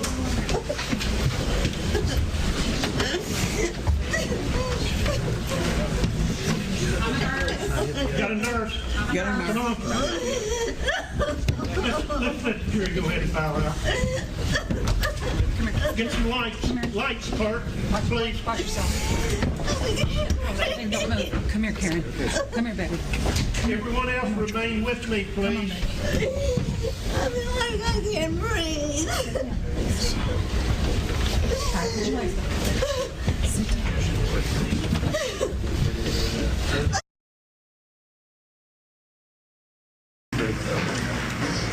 We'll bring her back in a minute. Defense counsel indicated that they wanted a jury out. I'd be glad to hear anything.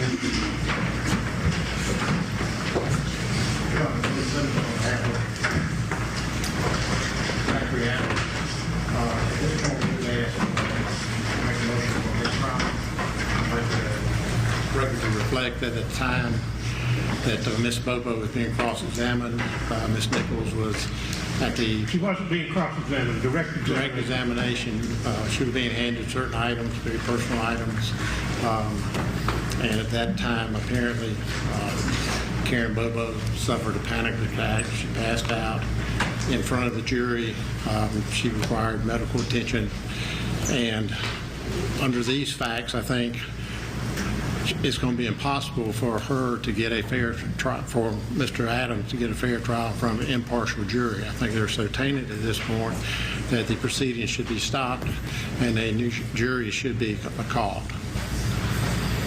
All right, let me say this. The witness was within 5 feet of the court. She first started, she said words to the effect that she was not feeling well. Before I could get a recess called, and we had a little problem I was trying to solve media-wise, that I'd almost called a recess. I dealt with that during the recess. But before I could get a recess called, she in fact had a medical event, and she passed out cold. This chair is fixed, so they had some difficulties extricating her. The jury was in passing or filing out the door at that time. This was clearly a medical event. There's no question. This was not something faked to gain sympathy. This lady had a medical issue. A nurse came up immediately, thank you, whoever that was. And then they've had paramedics on call. The sheriff he's had them here arranged since day one. They won't give us an ambulance, but they will give us paramedics close. They have dealt with her. They feel that she's ready to go now. They said extremely low blood pressure when they first started, as I understand, very rapid heartbeat, the types of things that are consistent with syncopic events, okay? And I know because I've had them, and they're no fun. But this was not something that was done in an effort to achieve any type of sympathy or anything. If you want me to, I'll instruct the jury that they are not to give any sympathy whatsoever because of the fact that Ms. Bobo apparently had a medical event, but your motion for Ms. Pryor goes through. Yeah, Your Honor. Do you want me to instruct them to that? Yes, Your Honor, I would ask for it. And also, Your Honor, after they finish their direct examination, we would like, of course, to have an opportunity for cross-examination because of the medical event. We would ask that we have a recess until in the morning to begin our cross-examination. I'm not going to do that. I will continue to watch. Basically, the paramedics have given me the thumbs up at this time. So I'm trying to march this case toward conclusion. I don't know any reason to lose that kind of time. I'll make sure that you have an adequate opportunity to cross-examine, okay? Thank you, Your Honor. All right.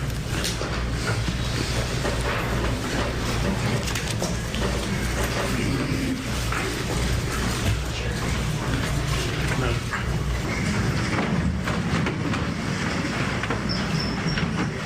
Let me say this, we've been on recess about 30 minutes. Immediately prior to that recess, the witness had a medical event that necessitated us getting a recess. Everything should be good to go now. I want to tell you and instruct you that you're to have no sympathy or prejudice for either side of this case. The mere fact that she had a medical event, please don't sympathize with that side of the case because of that. Listen to the testimony, give it the weight you think that it deserves, but just basically set aside the fact that she had a medical event. Okay, will each of you do that? All right, thank you. All right, you can continue. And I've instructed the attorneys to speak up. Ms. Bobo, you might have to get on that mic, okay? Yes, sir. May I have one moment, Your Honor?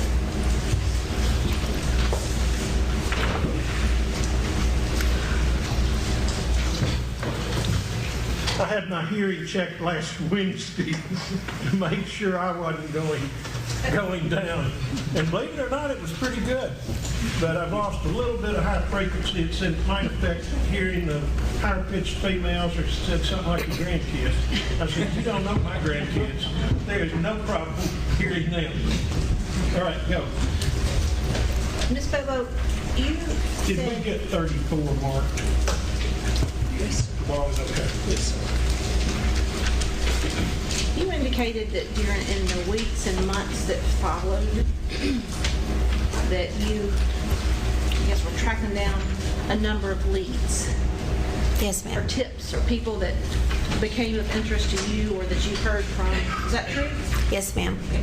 Included in those people that you talked to, did that list of people include Zachary Adams? Yes, it did. Do you see him in the courtroom? Yes, I do. Would you point him out for the jury, please? Right there. There's a number of people sitting on this side of the courtroom. Where is he sitting? He will be sitting second from the podium. Okay, for the record, the defendant. And where did you encounter him? Clint and I went to his house. Did you go, are you familiar with Adams Lane?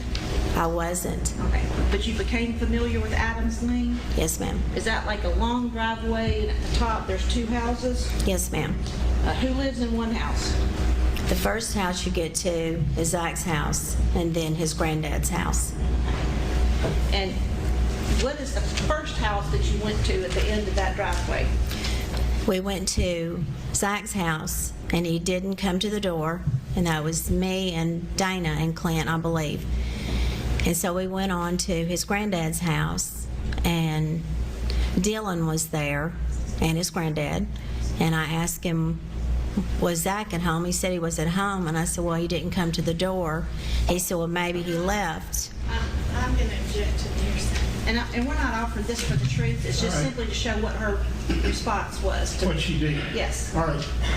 It's not hearsay. You have to show objection overruled. All right, so you said you knocked on Zach's door, he wasn't there, then you go next door to Dylan and Dick Adams' house? Yes, ma'am. Okay, and who answered the door? I don't remember. One of the two of them? One of the two of them. All right, did you have a conversation with them? We had a conversation with both of them. Okay. Did you ask about Zach? I did ask about Zach. All right, and what did they say? I don't remember too much about what they said. I'm talking about whether they said he was home or not. Dylan said he was at home, and I said he didn't come to the door. Okay. And then what happened? With respect to Zach? I left my phone number and told Dylan that I wanted to talk to Zach. And did Dylan indicate that he would give Zach that message? Yes, he did. And do you remember when this happened?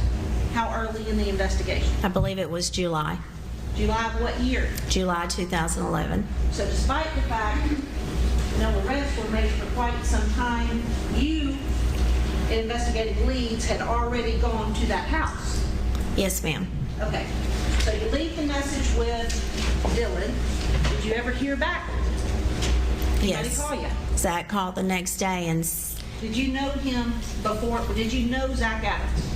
I had Zach in the 4th grade. I was his 4th grade school teacher. Okay. So when you left a message for him to call you, it was call Karen Bobo. You're somebody he knew.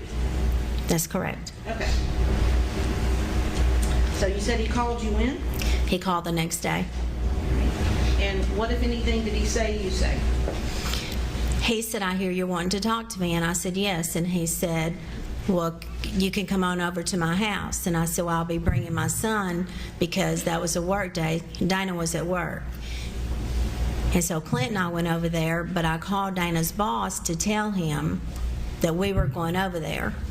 Okay. So Dana, I believe, was working in Benton County at the time, around holiday. So, but Dana didn't get there in time to go with you and Clint? No, I didn't even tell Dana we were going. Just told his boss? Yes. Right. So, did you and Clint actually go to Zach Adams' house? Yes, we did. And you say that was in what month? July 2011. Right. And what happened when you got there? When we got there, I can't remember if he came to the door or the front door was open. And so he invited us in, and we went in just the living room part.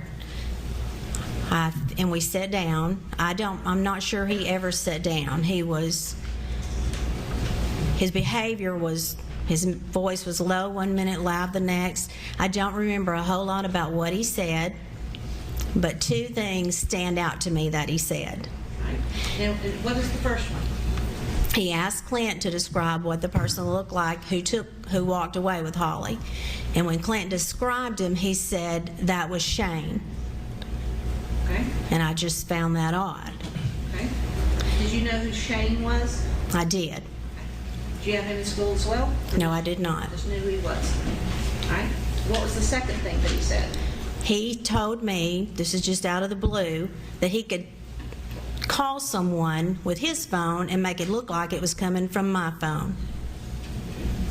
So, did he use the word spoofing, or is that a term you're familiar He with? did use that word, but I didn't have a clue what it meant. Okay. So those are the 2 things that you remember him saying?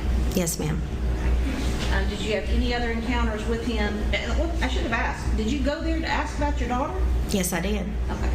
And that's the information you came away with, was he described one individual as being Shane? Yes. Okay. Now, you know that there are other people charged with raping and kidnapping Holly and killing Yes, her? ma'am. Did you meet with any of those people in the course of doing your own investigation? Yes, all of them. When you say all of them, All 4 of them. The first one being Shane. you talked to Shane first Yes, on one or more occasions. more than one. And do you know Shane's parents even? I do know Shane's parents, yes. I had Shane's sister in school. I did not have Shane. So you talked to Shane. What is his last name? Shane Austin. Okay. And who else did you talk to? We talked to Jimmy and Rita Austin. Okay. We went to their house because we thought Shane lived with them, and his mom told me that they had to move him out because they would come home and their house would be full of drugs and people on drugs. All right. So after talking to her, you talked to Shane at some point. Not going to ask what he told you. What about Dylan? Now you.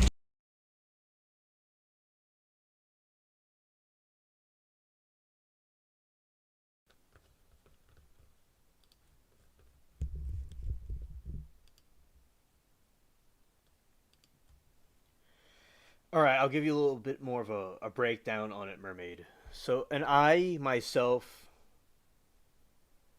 was not watching trials during this time period, so I had no idea about this trial until the person is trying to get a new trial to prove he was innocent of doing the crime. All right, she's dead. Oh goodness, these assaults and torture never amazed me. Yeah.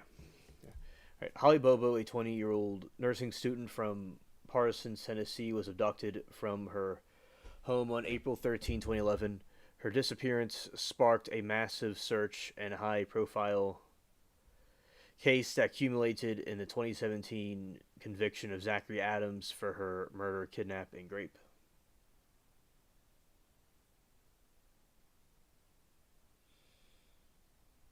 Thanks. I can hear you, alien. I'm trying to eat. I'm a turtle. Did you say you can't hear me or you can hear me? Wait, did I even turn the microphone on? Let's see. I did. Okay. I should be being heard, but yeah. I don't know, but so on the morning of April 13, 2011, Holly Bobo was last seen by her brother Clint Bobo walking into the woods near their home with a man dressed in camouflage. Clint initially thought the man was Holly's boyfriend, but grew suspicious and a 911 call was made. Holly's blood was later found in the garage, and her lunchbox was found nearby 2 days later.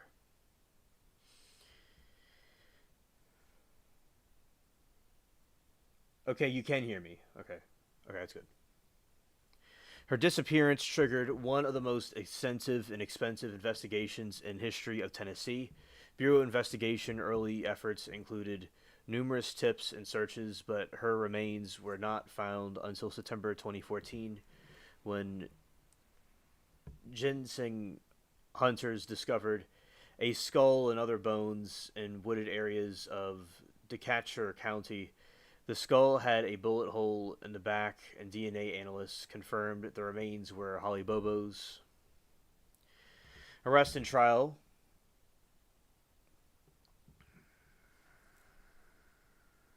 She was 20 years old.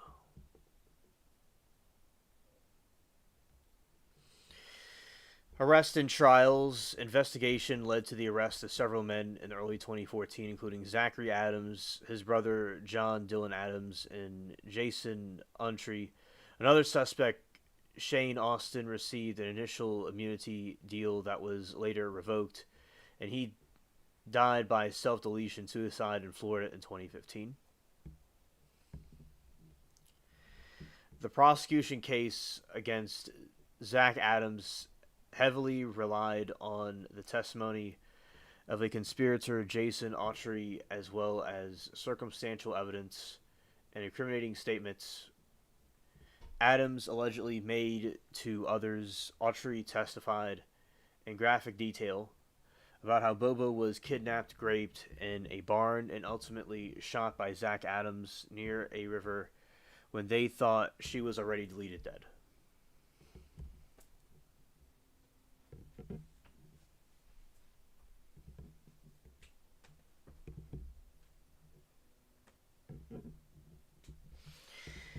Zachary Adams was found guilty on all charges in September 2014. September 27. Okay.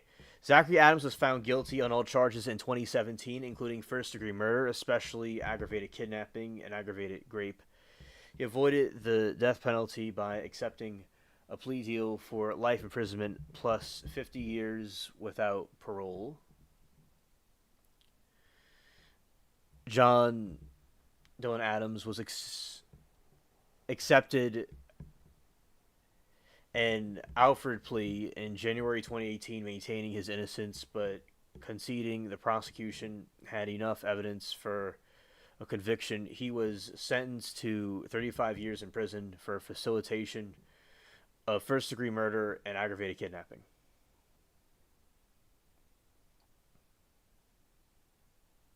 Yeah.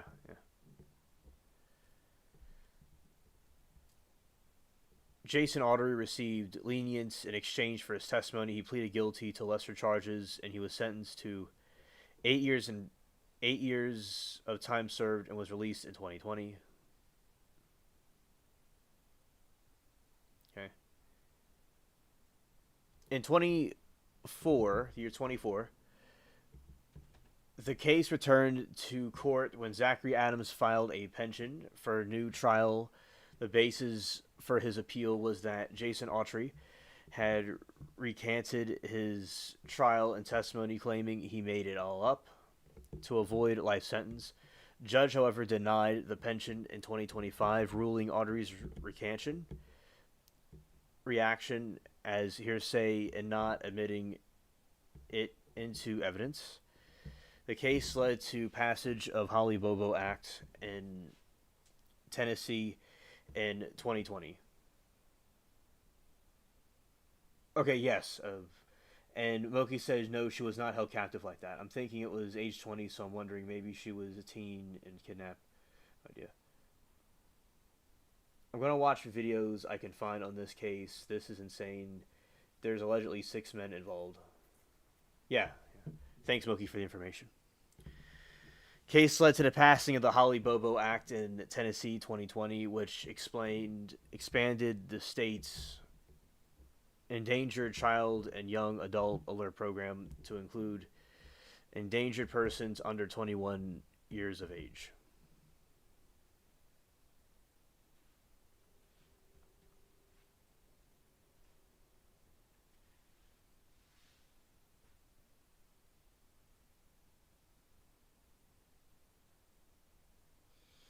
Kidnapped, likely gang rape, and deleted, killed within hours at 20. You know, that is a hellish action, a very evil action to do to somebody. And anybody that does that needs to be, locked up.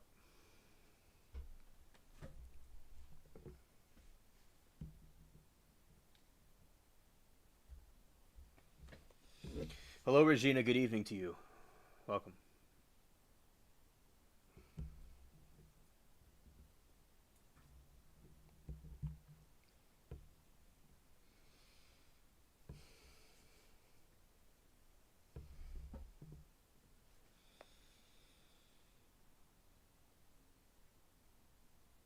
Right. Yes. Okay, so that's a summary about the case. And I'm just curious. I have to look this up. I forgot.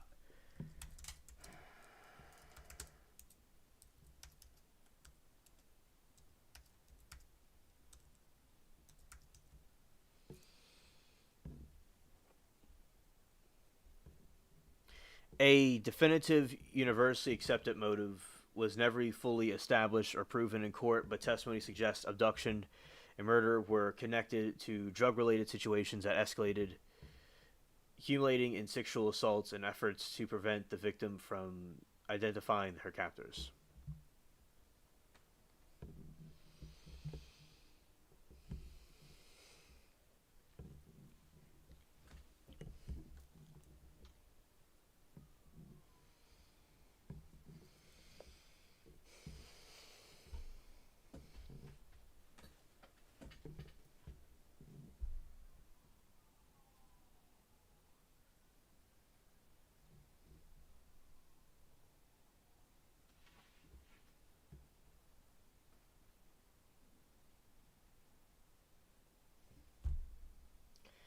Okay, oh my gosh, those effects better be getting theirs in jail, and sick bastards, and I'm afraid to hate them.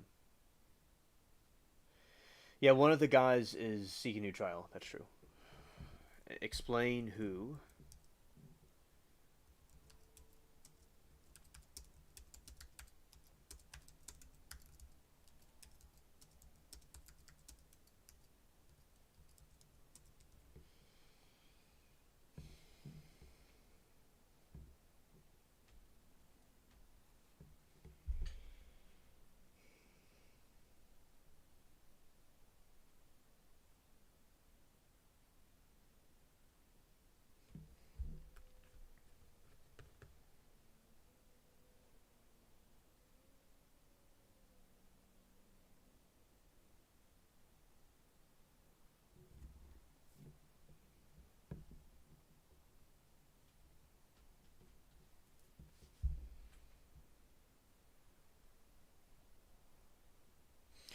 Zachary Adams, who is currently serving life sentence without parole for the kidnapping, rape, and murder of Holly Bobo, individual seeking new trial. So it's Zachary Adams. Unbelievable people, plots, stuff. We're all much safer in homes, a better chance at least.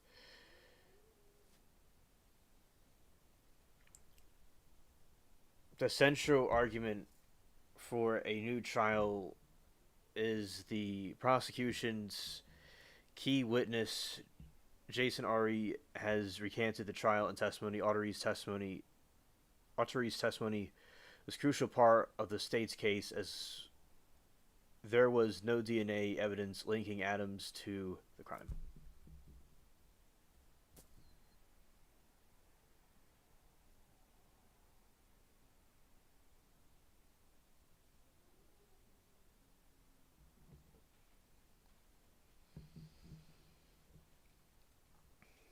Jimoki, I'm seeing a guy who wants the new trial. Disgusting, vile person. Yeah. Alright, we'll watch some more of this. Any more questions about anything, let me know.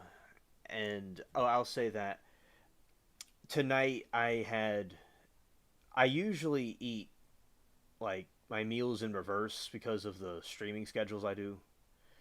And, like, for the dinner, I had it was like macaroni and some sort of chili or something like that. I don't know. It was something like that.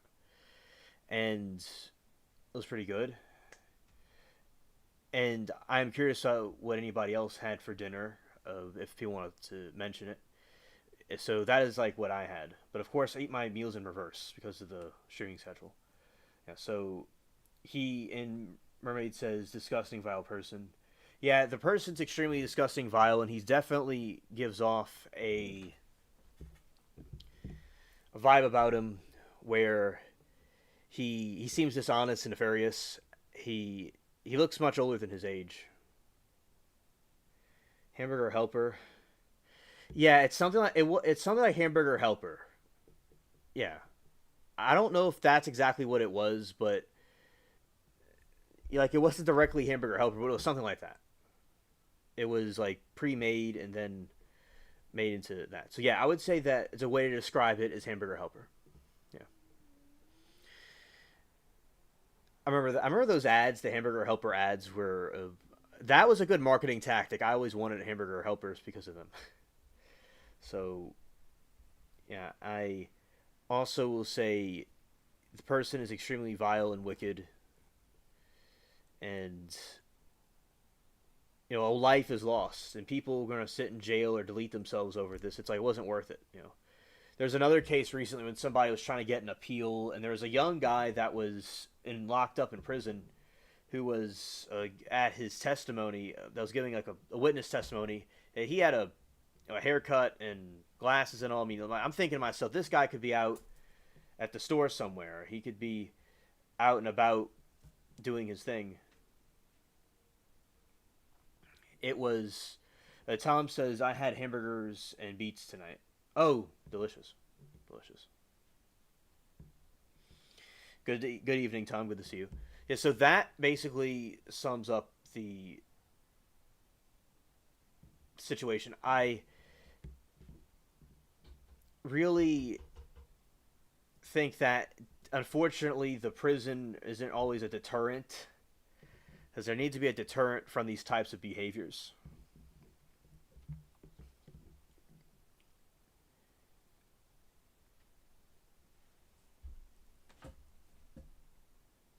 And good to see you too, buddy.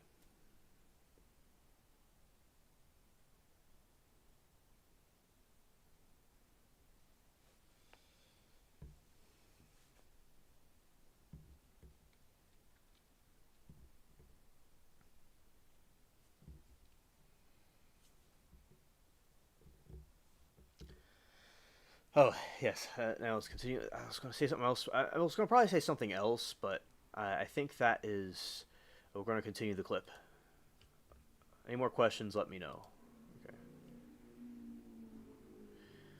By the way, I hope everybody has a good Thanksgiving that's coming up soon, and it will...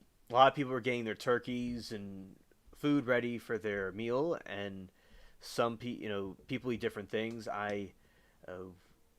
Some look forward to people to have fun, have a good time with each other. Some people don't like the family meetings, some people do. So that is a nice holiday, coming up. Some people may not like the holiday, but I think, there's lots of people who do enjoy it.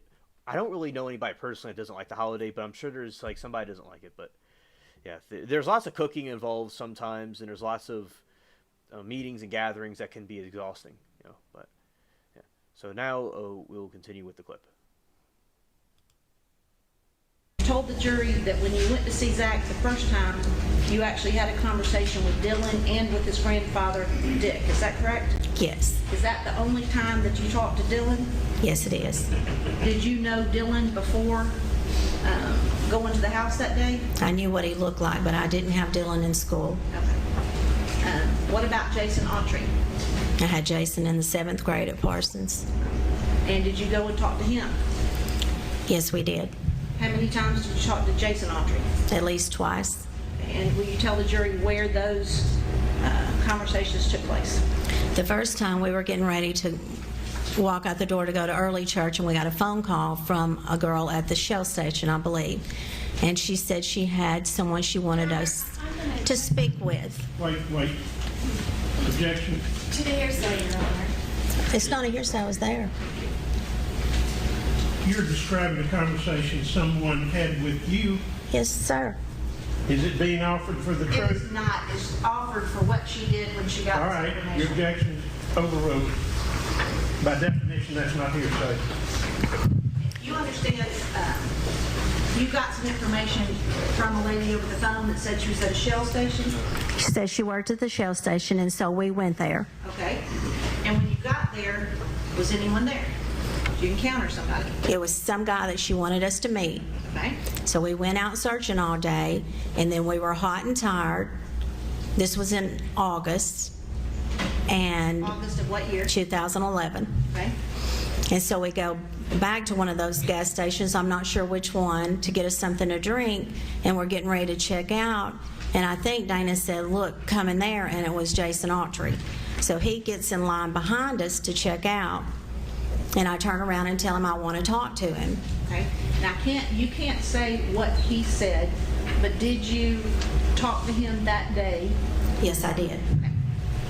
Did you also go and talk to him on another day at his house or his mom's house? Yes, people kept calling and turning in their names to us, all 4 of their names, so we went back to Jason's house. I'm not sure when that was.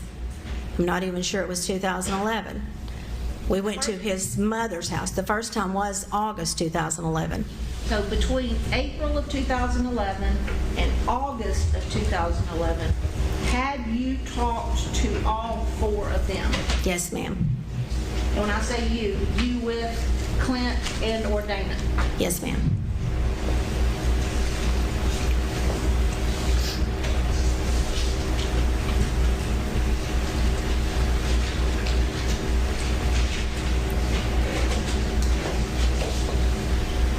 There have been some questions and statements made about pressure put on law enforcement to solve this case. So let me ask you a couple of questions along those lines, okay?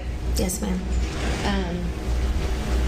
Do you know who, I guess, the case officer or the chief investigator for TBI was in the beginning? Yes, I do. Who was that? Terry Dicus.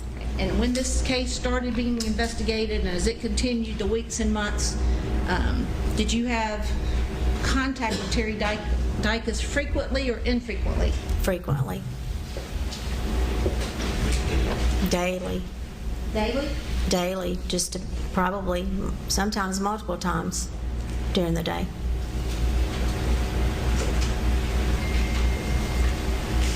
Do you know whether Terry Dicus wanted to close this case? Wanted it to be done? He did very much so. Did he make certain promises to you? Yes, he did. And Your Honor, again, I'm not going to offer this for the truth. It'll become obvious. What statements did Terry Dicus make to you about your daughter? He told me that he would have my daughter home before her 21st birthday, which was in October. And then when that date rolled around, he told me he would have her home before Thanksgiving. And when that date rolled around, he told me he would have her home before Christmas. And when that date rolled around and she wasn't home, he said he would have her home before Valentine's. Holly didn't come home, did she? No, she did not. And do you remember a time, nearly exactly 3 years ago, September the 7th, 2014, did you receive certain information? Yes, I did. And who was the information from? From TBI Jack Van Hoosier. And was Jack Van Hoosier Terry Dykes' boss? Yes. And where were you when you got the information? When I got the phone call that they had found human remains in northern Decatur County, I was checking out at American Eagle in the mall. Go home? Went straight home. And then later on that evening, or the next day, did a group of TPI agents come to your house? They did. Is that when you learned that the remains that were found are Holly? Yes, ma'am. I believe it was, that happened on a Sunday when they called and told us they had found human remains, and they said it might be several days, but I believe they came back Monday night and told us it was Holly. Your Honor, I don't have any further questions. Cross-examination. Yes, Your Honor. First, I'd ask for any jinx material for this. Okay. Anything? We've turned over, as Your Honor knows, every statement and whatnot that we've ever. I asked you, hopefully, to do that where we wouldn't have to take Well, I mean, after each witness breaks. yeah, we did it during the course of discovery. I haven't turned over anything today because she has.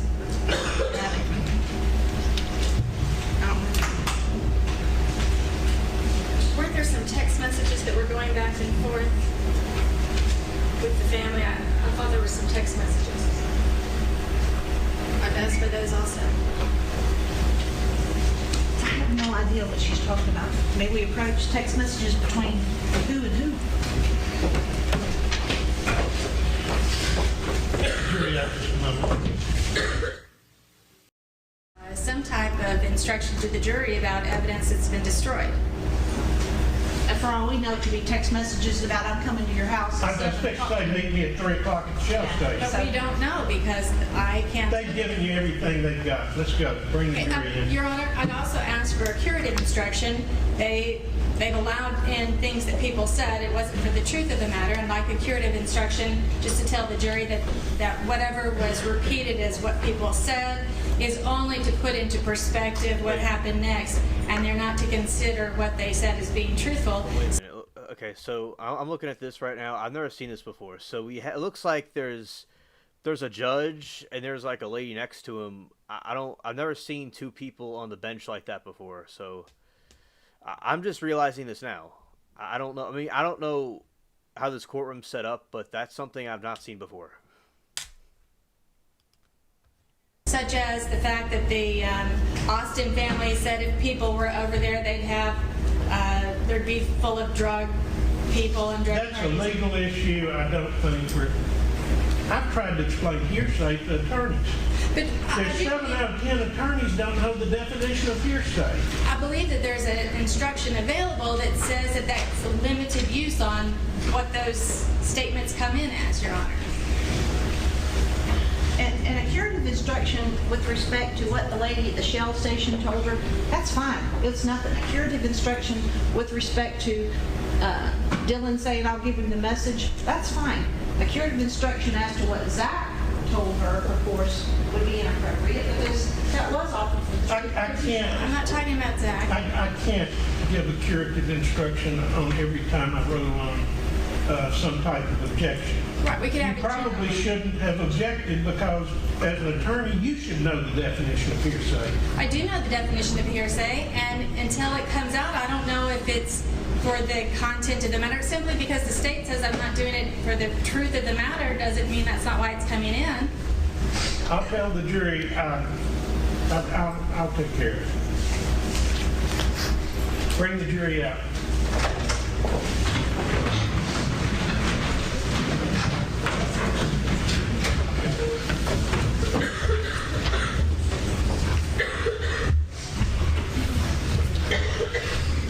You all right? Yes, sir. Thank you.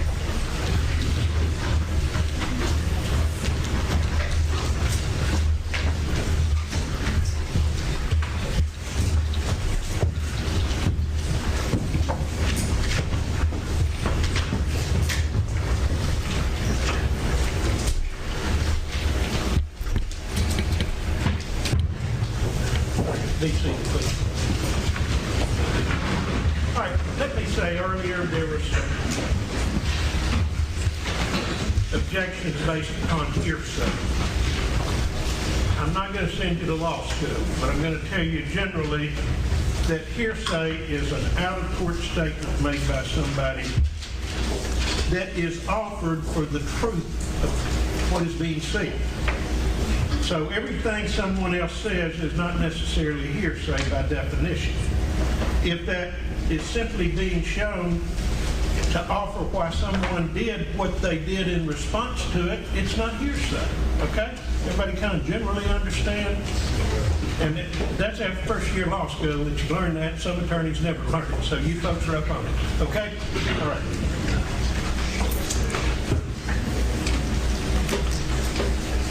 Good afternoon, Ms. Bobo. I'm Jennifer Thompson. You may have seen me at hearings, but I know we haven't talked before. That's correct. And I recognize that today is a very difficult day for you, and it's been a hard afternoon. I want to be very respectful of you, but there's some questions I wanted to ask you this evening that I think only you or you would be the person to answer these questions. Okay. One, I wanted to ask you about, I found somewhere in one of the reports that you had discussed Janet Britt and the fact that she had worked at Joe's Video. Okay, that's the topic I'm going to go to. So in Parsons, Tennessee, there was a video rental store called Joe's Video. Is that right? Yes, ma'am. And your family had a membership there, didn't they? Yes, ma'am. And as a matter of fact, you all would go there and rent movies regularly. I wouldn't say regularly, but sometimes. Okay. And a woman named Janet Martin Britt worked at Joe's Video.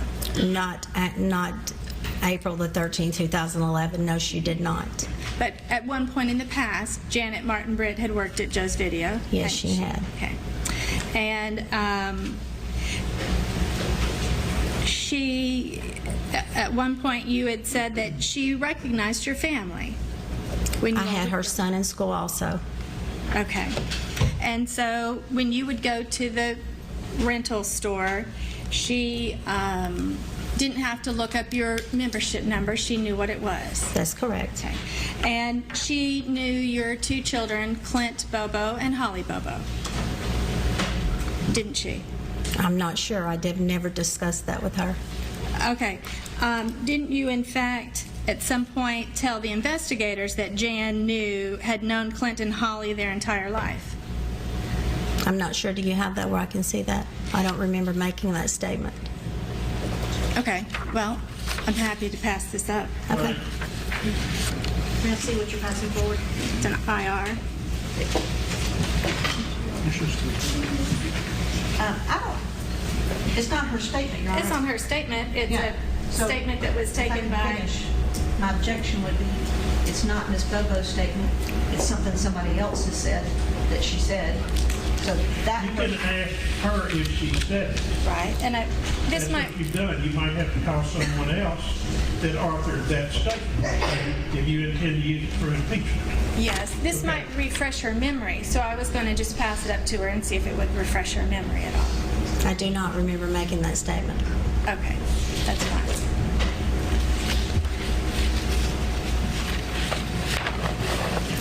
And the conversation that you had with Mr. Adams in July of 2011, you in fact interviewed lots and lots of people, in Decatur County, didn't you? Some. You taped a lot of the conversations you had with people, Yes, I did. and you turned over dozens of interviews to the TBI, didn't you? Probably. And the conversation that you had with Zachary Adams that day was, in fact, recorded. Yes, it was. Okay. And that's a recording that you had turned over to the TBI, Yes. along with dozens of other recordings. Not at that time. But over the course of the investigation, you had turned over Yes, ma'am. dozens of recordings. Okay.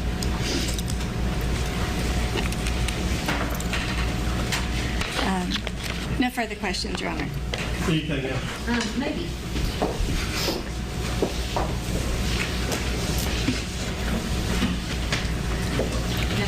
All right, step down.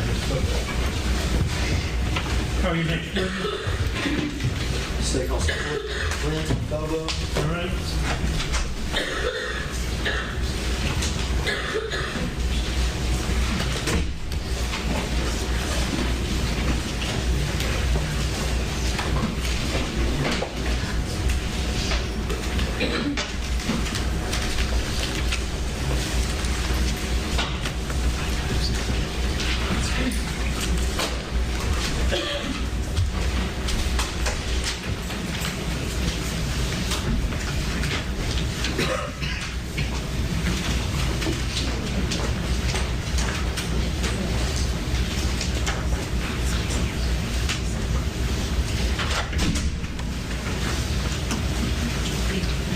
Come on up here and raise your right hand, please. Solemnly swear the testimony you're about to give is the truth, the whole truth, and nothing but the truth, so help you God. Be seated. State your name for the record and spell first and last name for the benefit of the court reporter.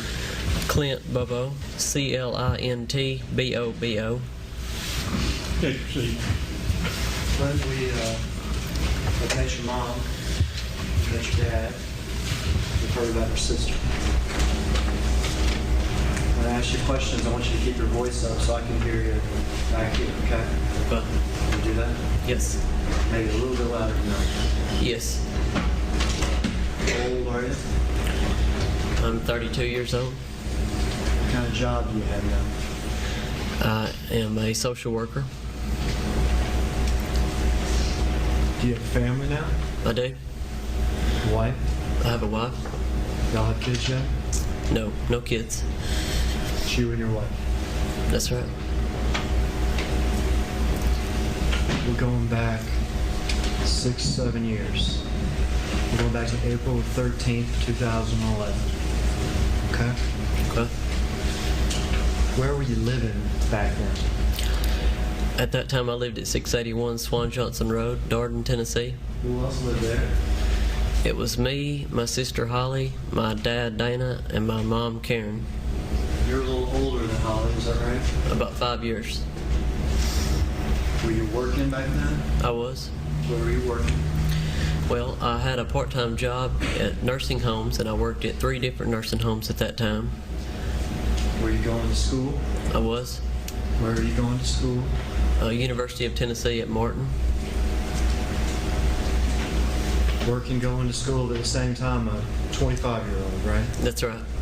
Probably every bit of it. Yes. That morning, April 13th, 2011, is it a morning that you thought a lot about? Yes, I have. Is it a morning that you've been questioned a lot about? Yes. By your friends? Yes. By your family? Yes. By law enforcement? Yes. Attorneys? Yep. Well, we're going back to it again. Okay. That morning, how'd you wake up? When'd you wake up? I woke up to hearing the sound of our house dog Rascal barking. What kind of dog is it? He's a Shih Tzu. It's a little thing. Yeah. It barks a lot. He's pretty small. He barks pretty often. That woke you up. Yes. And what'd you do? I went back to sleep. All right. So you're woken up by a dog barking, but you even get out of bed? No. Okay, so you wake up, dog barking, stop barking? Well, yeah, I waited. I guess I was awake for a few seconds, and then I tried to go back to sleep, but maybe he stopped barking at some point in time, then he started barking again. And did something wake you up again? Just the sound of him continuing to bark. Okay, so the little dog's still barking. What do you do? I decided I would get up, that he probably wasn't going to stop barking, so I would go ahead and get up and go to try to find out what he was barking at. What did you expect to find? I expected something to see a utility vehicle outside, like a water meter reader or an electric meter reader, something, or a delivery truck. You expected something normal? Yeah. Normally the dog barks for something like that. Yes, he does. Anytime someone comes up, or even if there's a loud vehicle sometimes that travels down the road, he would bark. And what'd you do? Where'd you go? Well, I got up and I walked into the den, or the at that time I walked through the kitchen into like the foyer, and I looked out the front windows that were next to the front door. Well, there's some side windows. Yeah, side lights is what we call those. And y'all say that fast, it sounds like satellites. That's right. But side lights? Side lights.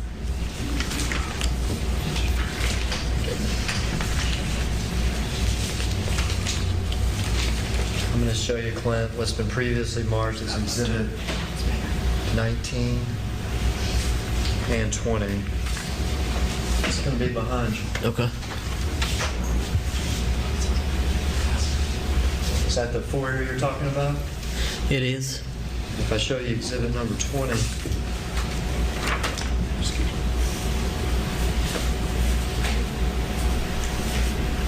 I'm not good at that. What do you see in Exhibit 20? That's the foyer area with the front door open. All right, you got the front door, you got those side lights? That's right. All right, you looked out there, what'd you see? I didn't see anything. I didn't see any vehicles. Didn't see anything. Okay, what'd you do next? Well, I looked out. I walked over to the window that overlooks the attached garage, or carport, and as I was approaching that, I didn't look at anything really, but as I was approaching that window, I heard voices in the. So let me interrupt you. I'm going to interrupt you a few times, okay? Okay. Is this a window that is in the house, or is it in a door? It's in the house. Okay, so there's a window in the back of the house? Yes. That looks into the carport, or looks out at the detached garage? It looks into the carport attached to the house. Right. So you're looking out of an interior window into the carport? That's right. Is that right? That's right. Are you able to see anything?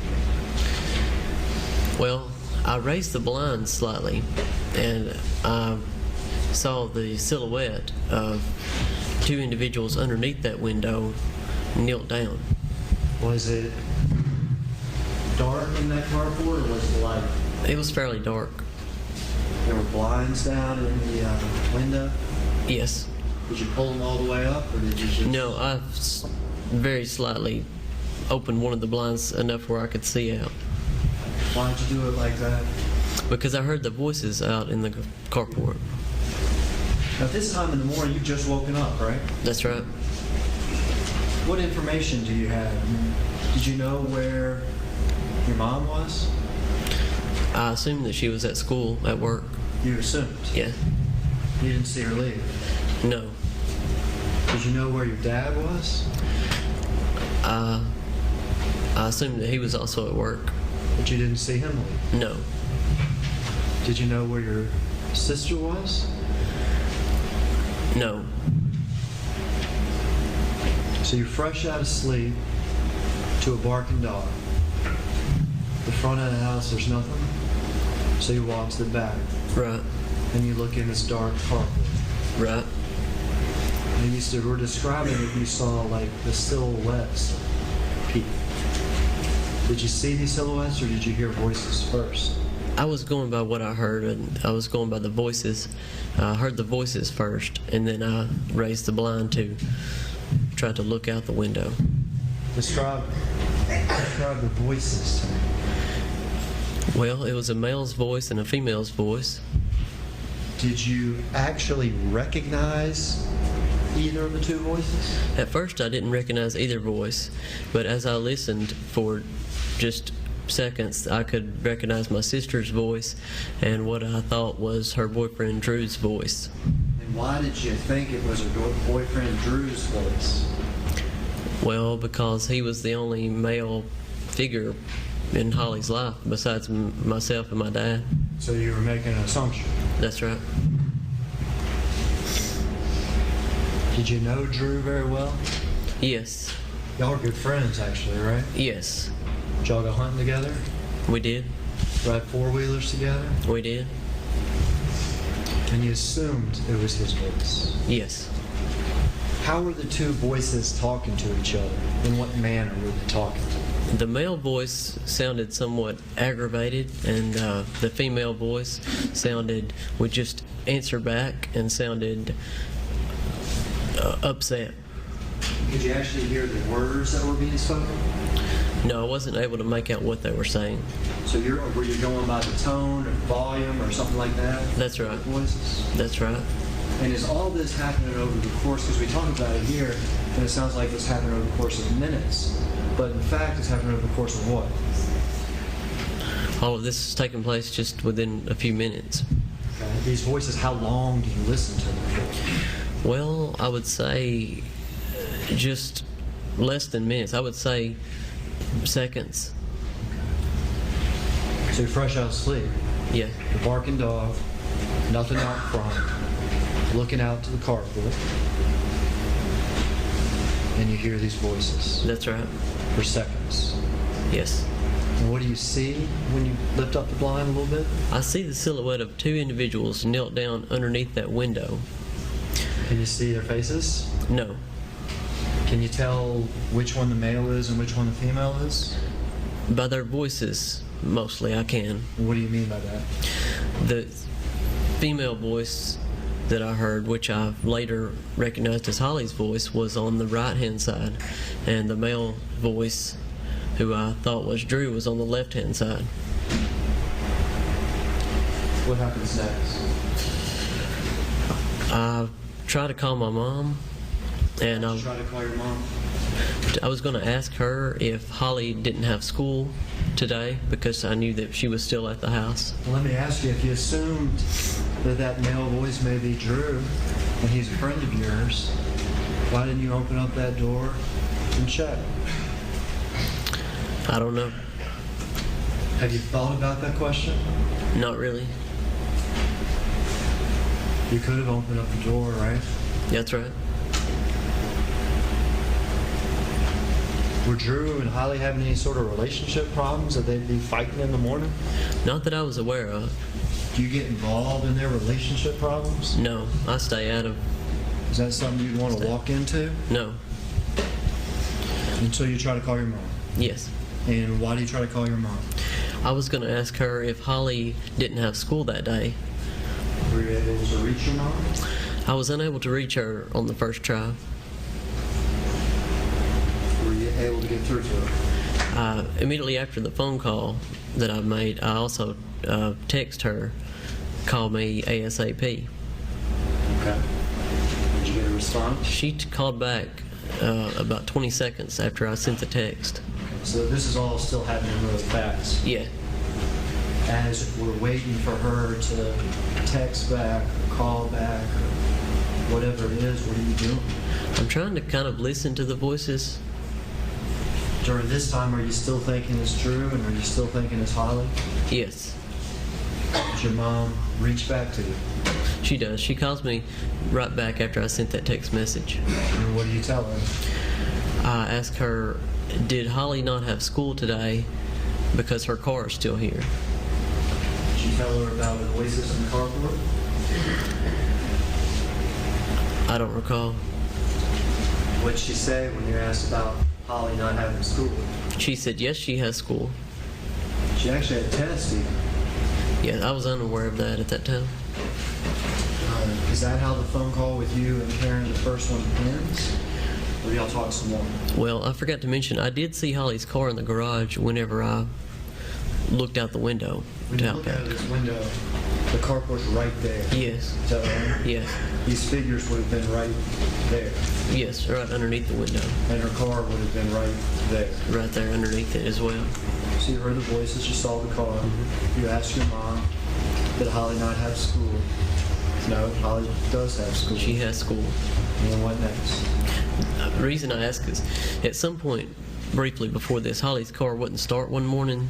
I think the battery was dead or something, so we had to, I guess, I don't know if my dad did it or somebody had to, jump the car off to get it started. So I thought that maybe it just didn't start and someone was coming to pick her up. Sure, but what'd your mom say? I mean, what did y'all say to each other after it was established she did have school? She said she did have school. And I believe at that point I said, well, her and Drew are out here in the garage. And what'd she say in response to that? I believe she said, that's not Drew, call all the neighbors. Well, she knew. She was working with different information than what you had. That's right. She knew that wasn't true. Right. Because she knew where Drew was. Because she had talked to Drew that morning. That's right. Holly had talked to Drew that morning. But did you know where Drew was that morning? I didn't. I assumed that he was turkey hunting somewhere, but I was unsure of where. All right. That's not Drew. That's what she says? Yes. And what happens next? She called back. I don't remember how much time had passed, but immediately at this time, I could no longer hear the voices. So I left where I was standing and I walked over to the back door, and that's when I saw a male and a female walking towards the woods. And I recognized the female as my sister, and at this time still thought the male was Drew. And he was wearing camouflage. Could you see his face? No, I couldn't see either of their faces. Were they just a few feet from you, or were they many feet from you? They were several feet from where I was. You say several. In fact, later on, we're going to skip forward and come back to this minute and have you tell the rest of the story.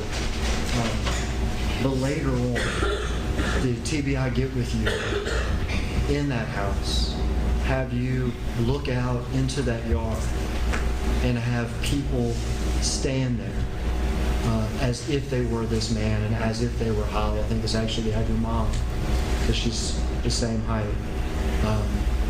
Did that happen? It did. We did that. And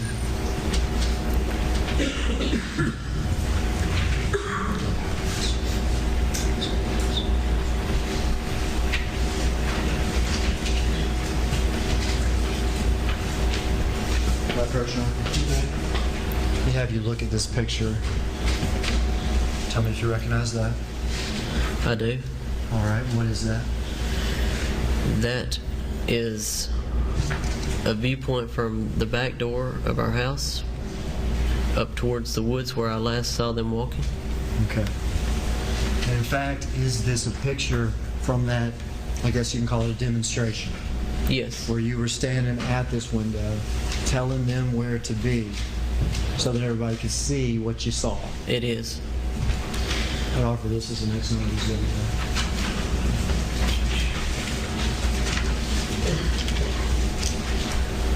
Uh, 35 years.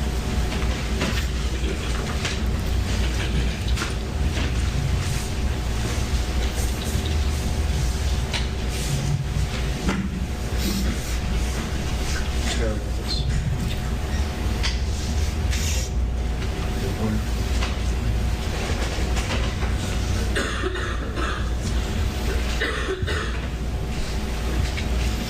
This shop back window you're talking about? It is. So you'd be standing inside the house right here at this back window, right? That's the back door. All right. After you heard the voices, and now you finally see something, is that right? That's right. A figure here? Yes. It's impossible to see with these lights on, but this exhibit will be passed around. But a figure You here? want them, Let's try it. let's,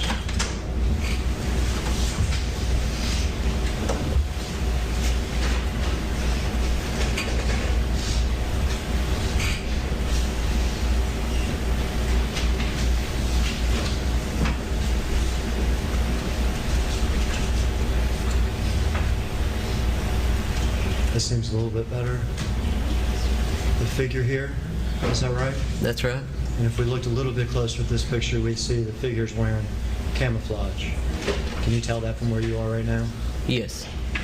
And then a figure right here, a pink shirt, like Holly was wearing. Switch right there. That's right. That's better. So here's the first figure with camouflage. And here's the second in blue jeans and a pink shirt.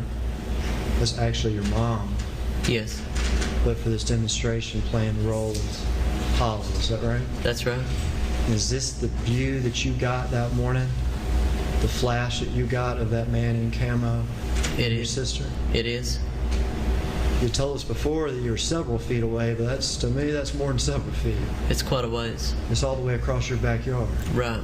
This is the tree line, right? That's right. The playground area that your dad built and everything for y'all, that would be out this way, right? Yes, it's just to the right of where they're standing. That detached garage would be way over here, right? That's right. So this is as much as you saw of the man in camo Yes. and of your sister. That's right. What are you thinking when you saw that? What are you thinking that morning when you saw that? When you had a flash like this from all these feet away of the man and your sister? Well, at that time I thought, why is Holly wearing a pink shirt if they're walking into the woods? Obviously he's wearing camouflage and she has on a pink shirt. Did you think they were going hunting or something? Well, I was unsure. I thought it's a possibility. Is any of this stuff making sense to you? Not really. Did you still think that person could be Drew? It was at this time that his size seemed to be larger than Drew. When you say larger, what do you mean?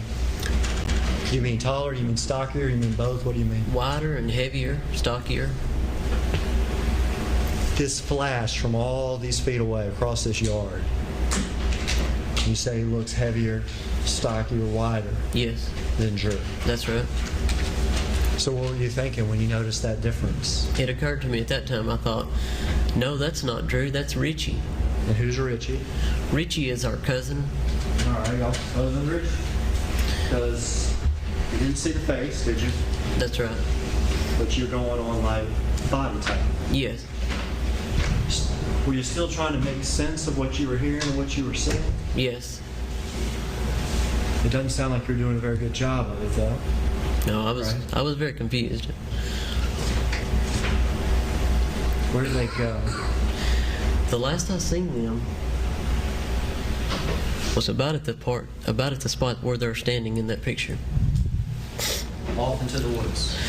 I didn't see them enter the woods, but that's about the last view that I saw of them. Why didn't you see him enter the woods? I'm unsure. It could have been that second phone call from my mom came in at that time, and I looked down at the phone. I'm really unsure as to why I didn't see them enter the woods. So into the woods, and then you don't see them anymore. That's right. Is there anything in those woods behind your house? Yes, there's a trail just in front of where they're walking, and that trail leads up to an old logging road. Yeah, there's actually a road that's, I don't know, how many yards would you say it's off into those woods? From the trail to the logging road? From where they're standing right there to the logging road. Probably going to be about 8 to 10 steps. 8 to 10 steps till they get to the trail. The entrance to the trail, and then Then how long down the trail to the logging road? I think that we walked it was about 60 yards from the trail 60 entrance yards. to the logging road. So about 70 or 80 yards into these woods, you get to the logging road. That's right. That you can have a vehicle and you can take off driving. Yes. What do you do when you see him disappear into the woods? Well, I talked to my mom again on the phone. She called me back. And how's she acting? She's panicked at this point. Panic. And what is she telling you? She said, "Oh my God, Clint, that's not Drew. Get a gun and shoot him." That's not Drew. Get a gun and shoot. That's right. You've woken up to something. Voices. Flash of this. Your mama yelling at you to get a gun and shoot somebody. Right. What do you do? Well, I didn't do that. was still thinking that it's either Drew or it's Richie. There's no reason for me to get a gun and shoot. I wouldn't shoot Drew. I wouldn't shoot Richie. I had not seen anything to indicate that I need to be trying to shoot anyone. So I didn't do that. What did you do? I think it was at this point that I was at the back door, or I went back to the back door. I think I was already standing there, but I opened the door up, I guess just to listen, or I'm not sure what I was about to do, go outside, I guess. And then I felt how cold it was that morning, and I was still in my pajamas. So I come back Let inside. me interrupt you. We can tell at this point in the morning that you're confused. Yeah. Would you admit that? Yes. Confused by what you heard, what you assumed, and then later what you saw. Yes. Would you admit that you're also kind of scared of what was going on? Just unsure. So you open that door, and you don't run out and chase these two people into the woods, do you? No. What do you do? I opened the door and I felt how cold it was, and I realized I'm in my pajamas, so I went and put on some pants and a jacket and some socks and a pair of shoes, and then I went out the back door. Gun or no gun? No, I also went and grabbed the .38 Colt revolver before I went out the door, and I also had my cell phone. Got dressed, got a phone, you got a gun. Now what are you going to do? I guess I'm going to go and look and walk up to the logging road to see if I can see them or hear them.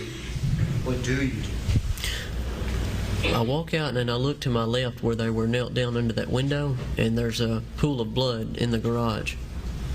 There's a garage and there's a carport. Carport. Which one is it? It's a carport attached to the house. It's the one that you were lifting up that blind and peeking into, right? That's right. And you were seeing the silhouettes of your sister and somebody. Yes. And there's a pool of blood. Yes, just below where they were knelt down. And what are you thinking at this point? I'm even more confused, because I'm thinking now, if it is Drew or if it is Richie, they've killed a turkey, they've brought it up here to the house and laid it on the carport, and it's been bleeding, and... You're still not thinking that some man or some men came to your house that morning and abducted your sister and dragged her off in the woods? Absolutely not. Had that even crossed your mind at all? No. If that had crossed your mind, what would you have done? The situation would have been much different. I would have probably not called anyone. I would just got a gun and tried to kill the person that was with my sister. It would have been either Walk him. outside with the gun and your phone, and now you're dressed. What do you see, other than the pool of blood after that? Okay. I will go ahead and close the back door, and I'll walk across the deck, because obviously I don't want to walk down into the garage. So I take a right and I walk across the back deck and into the driveway, and I make a left, and I walk up through the backyard up to the entrance of that trail. Sort of like over to the left of that playground structure. That's right. To the edge of where they walked in. Yes. And what'd you see? I stopped walking just in front of where they are in that photograph at the wood line. Why'd you stop there? And I was just looking and listening, and I didn't see or hear anything. In fact, it was unusually quiet. I didn't hear any birds chirping. The wind wasn't blowing. It's just real quiet. Just no man in camouflage anymore. Right. No voices anymore. Right. No hollering anymore. Right.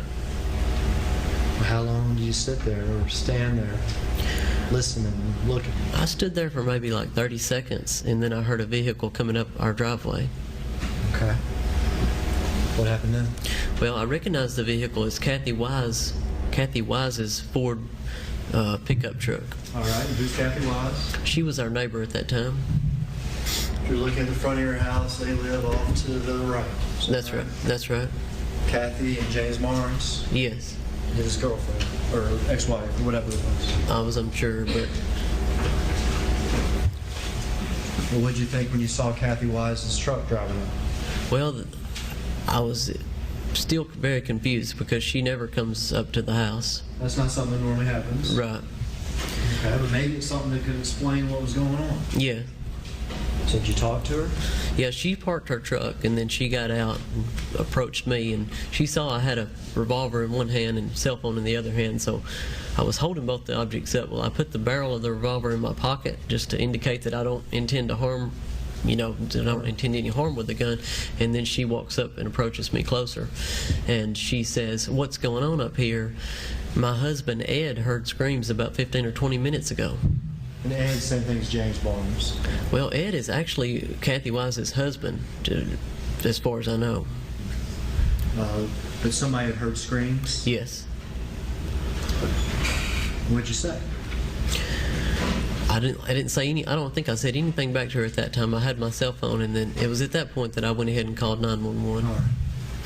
So at this point, we had heard voices. We'd seen a flash of a man in camouflage. Her sister, through the woods, drops or a pool of blood in the carport. Yes.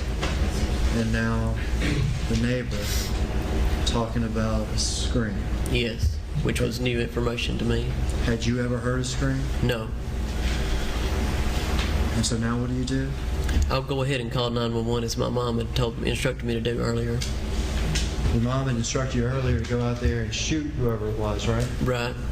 Your mom had instructed you earlier to call 911, call all the neighbors. That's right. But now you do. Yes. As you're talking to 911, does anybody else arrive? I'm on the phone with 911, and they actually, what happened was I called 911 and it went to Henderson County. Well, we lived in Decatur County, so they said, hold on the line and I'll transfer you to Decatur County. So I hold on the line briefly, and then they transfer me to Decatur County, and I talked to the individual in Decatur County. Tried to explain, I guess I've tried to explain what... Tried to explain something you couldn't explain. Right, basically. What did you tell them? I was still very confused at this point. I believe I told him that I thought that my sister was missing. Did you tell them that you had thought that she was with her boyfriend, Drew? I don't remember going into any of those details. While you're on the phone with 911, other policemen arrived. Is that right? Yes, they must have already been dispatched, because I was on the phone with 911 briefly, and then I heard an engine of the car speeding toward our house. Policemen get out?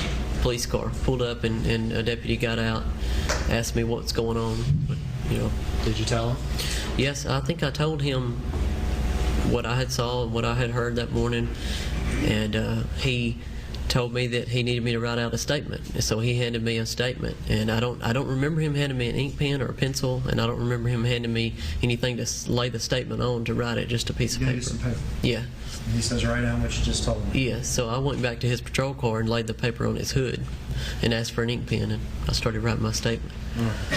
So you started writing your statement about what you saw that morning. That's right. But other people started coming. Yes.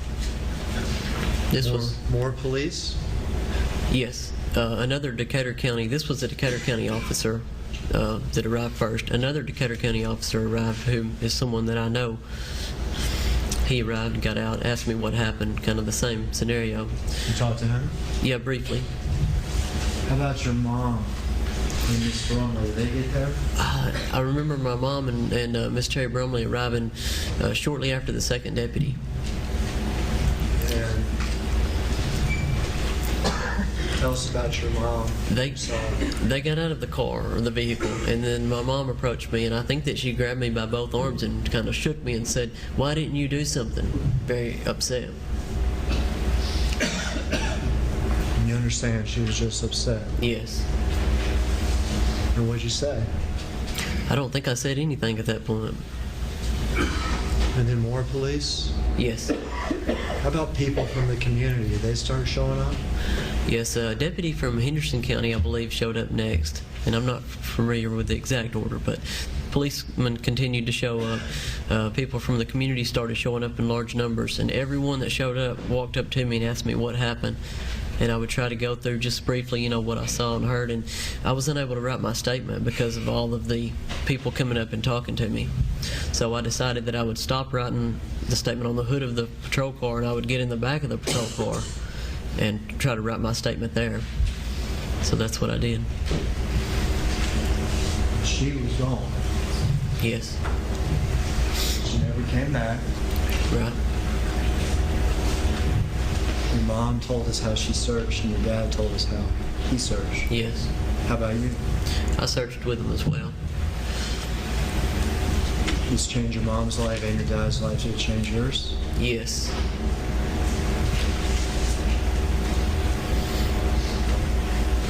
Did you ever know Zach Adams? Not until after this happened. I'm talking about as of April 13th, 2011. No, Did you know Zach Adams? No, I did not. Did you know Shane Austin? No, I did not. Did you know Dylan Adams? I knew of Dylan Adams. I think I had seen Dylan Adams at my grandmother's house on possibly one or two occasions. Had you ever hung out with him? No. Under what circumstances would he have been at your grandmother's house? He was friends with my cousin Brent Cornett. Did you know Jason Autry? No.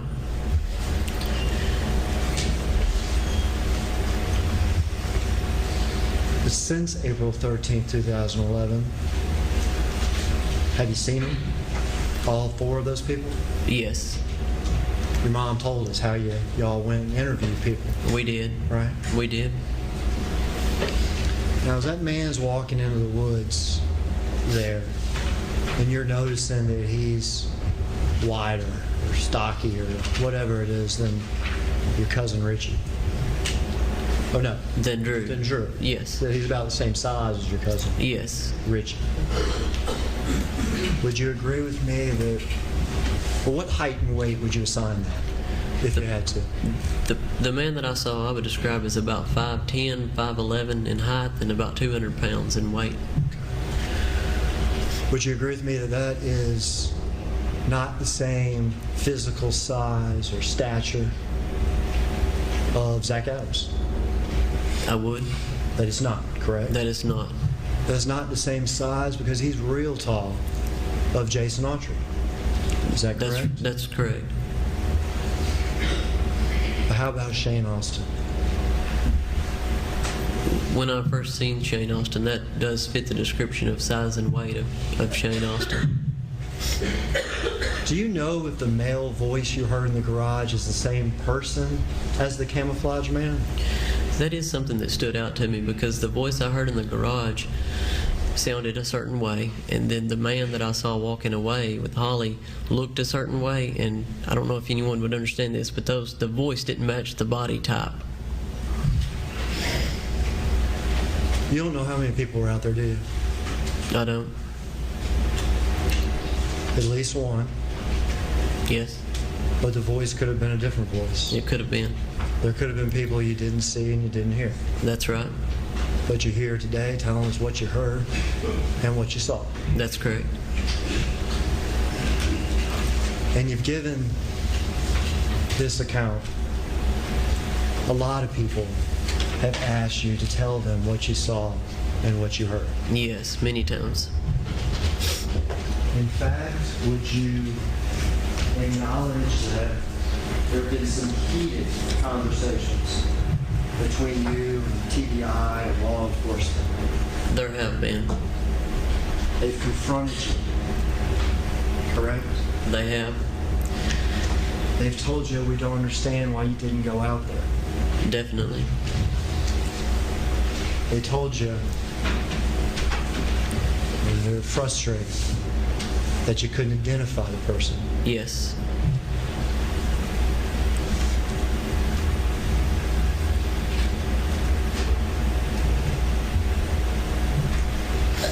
But have you always told the truth? I have. Do you regret what you didn't do that morning? Yes, I do. If you had had more information, if you had known for certain that Drew was out hunting, if if you would recognize that voice as a stranger's, if you had seen not just a man walking in the woods, but another man and another, what would you have done? I would say that everything would be different and we wouldn't be here today. But that's something you live with. Right. If I had had more information, I would have definitely reacted to the situation differently. Did you love your sister? Yes.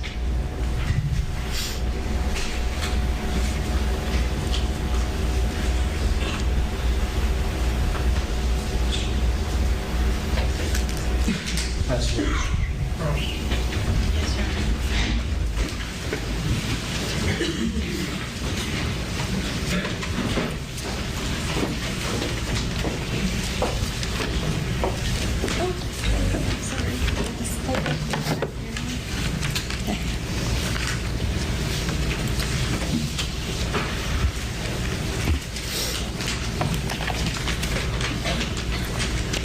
Mr. Bobo, my name is Jennifer Thompson, and I represent Zach Adams. Okay. I'd like to ask you a few questions this Okay. afternoon. You've given multiple statements in this case, I have. and you gave a statement on the same day that your sister disappeared, I did. or multiple statements actually. Several statements that day. One of the statements you gave was to FBI Special Agent Art Viveros. Do you remember Mr. Viveros? Yes. And so that was a statement that you made very close in time to when the event occurred, I don't recall. when your sister disappeared. Yes, I don't recall the time of that, but I did sit down and talk to Mr. Arthur that morning, just after my sister was taken. And at that time, you said that initially you had received a call at 7:33 in the morning from Chad Marshall. Do you remember? I remember Chad calling that morning. I don't remember the exact time, but I was asleep, and I just simply picked my phone up and silenced the call and went back to sleep. Okay. And it wasn't until about 7:40 that you woke up because your indoor dog was barking. Sometime around that time, that's correct. Yes. And you were up for a few minutes. You said you were up for about 10 minutes when you heard the voices from the carport. Do you remember saying that? Not really. Okay. You told him that at first you thought people were trying to break into your house. I don't remember telling anyone that. Okay. Do you remember telling him that you walked to the windows that face the carport? You pushed out the Venetian blinds. You pushed them open and observed two people squatting down. I do. Okay. You could only see the tops of their heads. Is that right? The tops of their heads and maybe the top portion of their shoulder, I think, is what I told them. Okay. And the female had blonde hair. Yes. But you weren't sure who they were because you couldn't see their faces. Right. One of them sounded male and seemed to be giving orders to the female. That's right. Okay. They both sounded white. Yes. By that, I'm assuming you're just talking about kind of the intonation in their voices. Yeah, Mr. Arthur and some of the other FBI agents and TBI agents asked me if I knew the ethnicity of the person that I heard. The female seemed to be agreeing with what the man was telling her to do. That's right. Okay. And you thought it was Holly, but it didn't quite sound like her. I don't remember saying that. Okay. And you assumed at that time that the male must have been Holly's boyfriend. Yes, I did.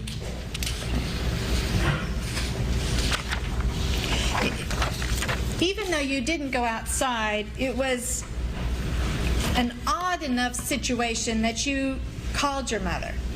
Yes. Okay. And you then, when you couldn't reach her, you texted her. That's right. Okay. When you couldn't hear the voices outside any longer, that's when you looked out the kitchen window and saw people walking towards the woods. Isn't that right? The kitchen door, that's correct. Okay.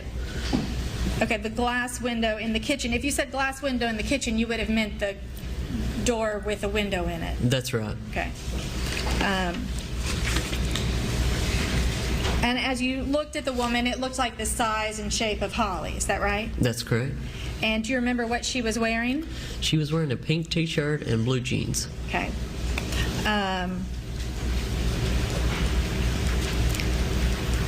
And again, you assumed still at that point that the male was Drew. I did. Drew Scott, the boyfriend. And you thought that the reason that they were going into the woods was because Drew had shot a turkey and he was taking Holly to go see a turkey. I thought that was a possibility at that time, yes. Okay. And so there was nothing about the way they were walking that alarmed you at that time. That is correct. There were some perhaps reports that she was being dragged into the woods, but you didn't see any evidence that she was being dragged into the woods. That's right, and those reports were false. If you had seen your sister being dragged into the woods, you would have jumped into action. That's correct. Okay. And the man you said had on camouflage pants, a camouflage shirt, and a hat. To the best of my memory, I think that he had on a lot of camouflage. I know I reported full camouflage, but he did have on camouflage. Okay. Do you happen to remember what the camouflage pattern was? At first, I remember it appeared to be Mossy Oak Breakup. Okay. Because actually, there's different companies. Mossy Oak is a company of camouflage, and each company has different camouflage patterns that they use. Right. Okay. And Mossy Oak, you said Mossy Oak Breakup. That's correct. And that would be a camouflage pattern you might use if you were going turkey hunting. That's right. Okay. And you said at first you thought that. Upon further reflection, did you decide it might be something else? Yes, I did say that it could have been leafy wear, which is something that turkey hunters wear. Okay.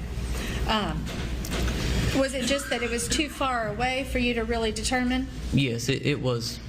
Okay.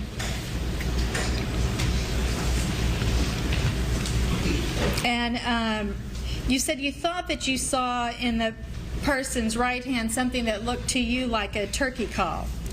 Yes, I think I described it as maybe a deer grunt call. A deer grunt call? That's right. And what would that look like?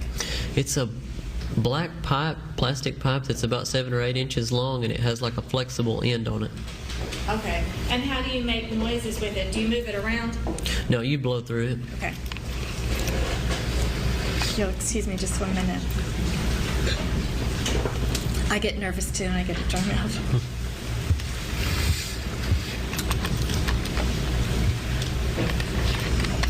Okay, and so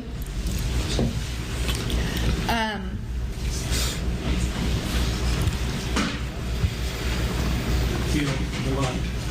Oh, sorry. Don't mouth well enough. I tried mouthing it. No, not there. On the side. On the side. There. That's good. All right, thank you.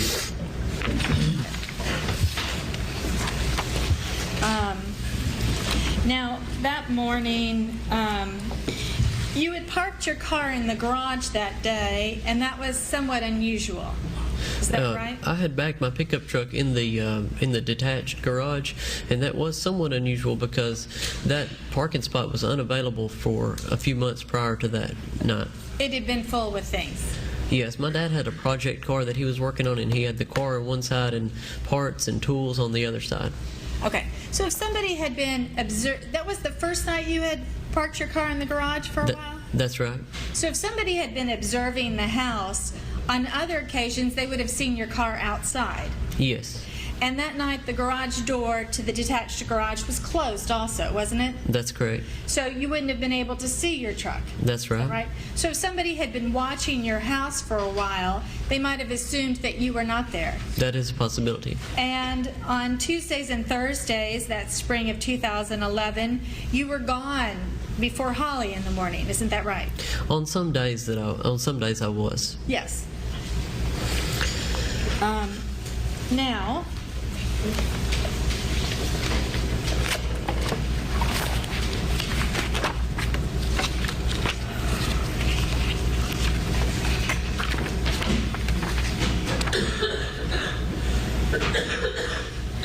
do you remember also telling law enforcement that the person's hair, that you could see the man had dark hair sticking out from under his cap. At some point in time, I do. Yes, I remember that. And you had said that the dark hair was long enough that it appeared to be touching the man's collar or down on his collar. To cover his neck, that's correct. To actually cover his neck, even. Yes. Okay. And then, in fact, you had also described the man's voice. Yes. You described it as a very deep, low voice. Yes. Didn't you? Okay. And at some point, Terry Dykes brought you voice samples of different people's voices. He did. And you were able to narrow the voice samples down to 2 different voices. I believe that's correct. And to you, the 2 samples of voices sounded identical. Yes, they sounded very similar. You couldn't distinguish one man's voice from the other. Yes. Okay. And one of those men's voices was Terry Britt's voice, wasn't it? That's what the TBI indicated, yes. Okay.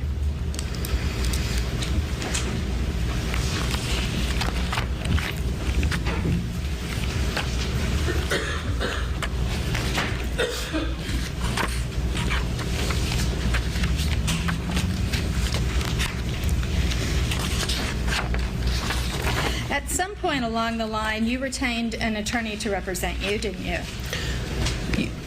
Yes, as well. It was a family. We attained an attorney to represent our family, to give us some family guidance, because our family's never really been involved in any kind of court issues. Yes, and it was a new and different situation to you. Yes. But he actually accompanied you when you were questioned by law enforcement, didn't he? He later did. Yes. And law enforcement put great pressure on you to change your story, didn't they? They did. They continually accused you of lying. Yes. And they continually said that you were somehow holding back on some kind of information. Withholding information, yes. And they again stressed again and again that they would never be able to solve the crime unless you would come forward and tell everything you know. That's correct. To me, that meant that I was the one that could solve the crime. Right, and you can't solve this crime, can you? No. No. I mean, it wouldn't have mattered to you in this situation if in the beginning you had told some kind of fib. In order to get your sister back, you would have admitted to that right away, wouldn't you have? Admitted to if I had previously lied? If you had previously lied, or if you had been confused initially. Yes, I would have admitted the truth, yes. You would have done anything to get your sister back, wouldn't you have? I would not have lied. No, but you would have admitted fault on your own. Oh, yes.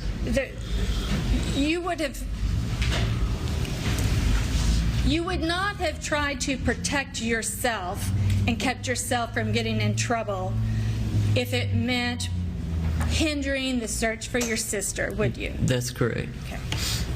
If I can have one moment.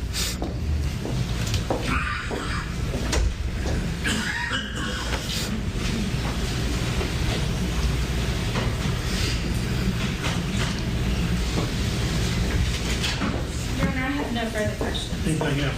Just real quick, Judge. Just about law enforcement pressuring you to change your statement or something. Do you understand the difference between somebody confronting you about what you said? I do. About telling you that if it was them, they would have rushed out there and either they'd be dead or that man would be dead? I heard something like that numerous times, yes. Again and again they confronted you with that? Yes. And again, you've told them the truth? Yes, all that I know. And every time you tell them what they know, what does law enforcement do? They write it down. Yes. They write it down. They ever try to change what you're saying? No, they didn't change what I was saying. They just wanted me to add more and give them more and give them more. They're doing their job. Yeah. They confronted you and confronted you and confronted you. And then they wrote down or wrote memos or recorded or whatever it was every time what you said. Yes. They never made up lies that you said. No. They never had you sign statements that weren't true. No.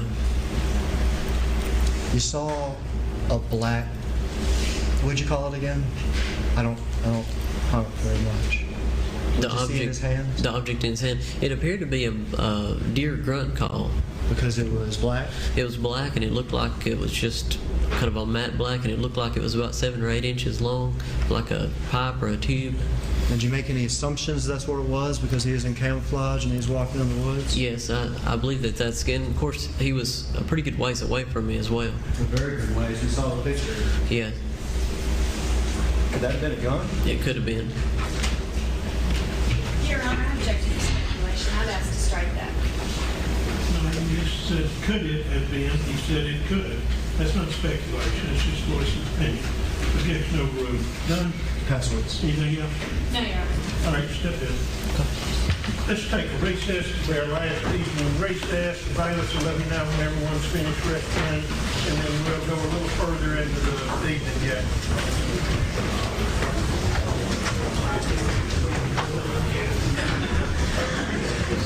Oh, you're next. John Babb.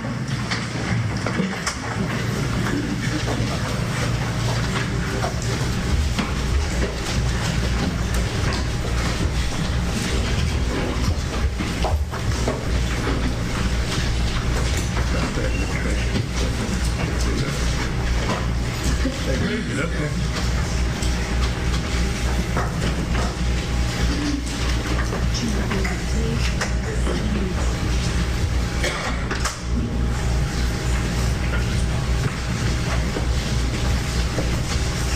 Raise your right hand, sir. Solemnly swear the testimony you're about to give is the truth, the whole truth, and nothing but the truth, so help you God. I do. Be seated. State your name and spell first and last name for the court reporter, please. John Babb, John-B-A-B-B. Thank you, sir. All right, you can proceed. Good afternoon, Mr. Babb. Ma'am. I'm going to ask you to speak up. You're a little soft-spoken, and it's sort of hard to hear in here, so That mic is fine if you need to get a little closer to it. not asking what your address is, but where do you currently live? Collierville, Okay, and where's Collierville? Collierville, Tennessee. And is that close to Memphis? Yes, All right. And prior to moving to Collierville, where did you live? in Lexington, Tennessee. All right. And prior to living in Lexington, where did you live? Kansas City. At some point in there, did you have a house or property on Swan Johnson Road? I did not live there. I just owned the property there. And what kind of property did you own? A house, a lake, what? 150 acres, mostly woods, five lakes, recreational property. And I asked you whether it was close to Swan Johnson Road. Actually, was it right off of Swan Johnson? Right on Swan Johnson Road on the east side. All right. Are you familiar with the family last name Bobo? Very much so. Karen Bobo, Dana Bobo, Clint? Certainly. And Holly? And Holly. Do you recall approximately when you met their family? They were probably the first family I met when I bought that property, And when was that? 2004. And having bought that property in 2004, did you basically watch Clint and Holly grow up? I did. Did you ever do any business with Dana, or did he do some work for you or around your lakes? A great deal. He had heavy equipment, and I needed a lot of heavy equipment work done on the lake property. We worked together for about 10 years. And how much interaction did you have with Holly? Every now and then, I would see her whenever I went over to their house. In fact, she rode her horse on our property from time to time. And she rode her horse with your permission, I assume? Yeah, sure. You said you didn't live there. Did you go there frequently or infrequently?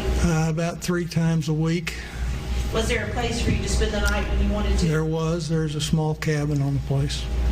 And I want to draw your attention, please, sir, to April the 13th of 2011 and ask you, do you remember that morning? I do. Had you spent spent the night in your cabin there on Swan Johnson the night before? No. How specifically do you remember that morning? I was to go fishing with a good friend of mine who had come in from Atlanta. We spent the night at my home in Lexington, came there the next morning. I remember we were running a little bit late, 30. Went down to the house. I had to rig up or put a boat on the trailer and then hook up the trailer, get our fishing gear together. I showed my buddy a boat that I had built over the winter. Then we went over to a lake, some 300 or 400 yards away from the cabin. So all of the activity that you described, when you said at the time you went through the gate, that was on that property? Yes. The gate to your cabin and to your lake, the ponds and lakes? Yes. Okay. You sort of have given us some specific time frames. Are you a person that makes note of detail based on your history, your work history, your career? I had to do that for many years, yes. And just so the jury understands why you might be a person that pays attention, what was your career? I worked for the U.S. Surgeon General. I was an Assistant Surgeon General and Rear Admiral in the Public Health Service. And attained you were a Rear Admiral, weren't you? Yes. And when did you retire? 2010. So this point, this April of 2011 was really shortly after your retirement. You're Yes. enjoying yourself, being able to go fishing in the middle of the week? Indeed. Okay. Now, to go back to, you entered the gate, you said around 7:30? Around 7:30, Okay. yes. And how much time did you spend getting things ready, getting the boat on the trailer? And I would say probably 20 minutes. Then we rode over to the lake. My buddy is a little bit decrepit, and as I had my stuff ready to go. He wasn't quite ready yet. He was gathering his stuff together. I was standing on the levee of the lake. He was down next to the boat at the lake surface there trying to get his stuff ready. And that's why I saw what I saw and he didn't see it. all right. And so that the jury understands, I guess, the layout, if you were standing where you were on the levee and looked back towards the road, what did you see? Could you actually see Swan Johnson Road? Yes, for about maybe a 50, 60-yard swath of road there, yeah. And you said that he was not your buddy, and was that Mr. Williams? Bob Williams, yes. Uh-huh. He was not able to see what you did because of where he was. Right. Okay. What did you see? Well, first I heard something, a motor revving up loudly on the road. I looked over and a white truck came by extremely fast, probably faster than any vehicle I've seen on that road before or since, probably traveling 55, 60 miles an hour. And I turned to my buddy and said, man, that white truck was flying. Of course, he didn't see it. That was the end of that conversation. Were you able, other than making the observation that it was a white truck and going fast, were you able to make any other observations about that truck?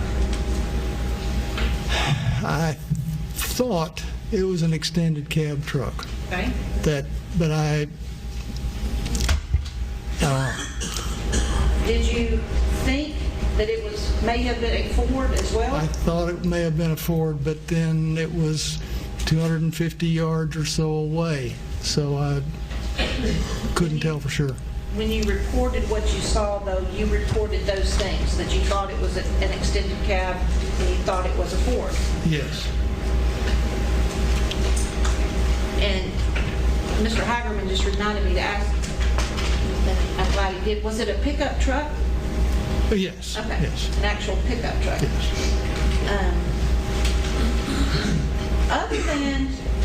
hearing the truck, and let me ask you which direction it was going in, and we have a map. The truck was going south. And just at the very north end of the Bobo property and my property, Swan Johnson turns into a gravel road. So I find it inconceivable that somebody could have been going that speed with any, well, that made any sense whatsoever after coming off that gravel road, unless they were in one heck of a hurry. That's why it drew my attention. Got your attention. In addition to hearing and then seeing the white pickup truck, did you hear some noises shortly before that you thought were cats fighting? I did. Two of the neighbors owned quite a few cats. And when I heard it, I thought, that sounded like a couple of cats fighting. And it was off towards the Bobo house.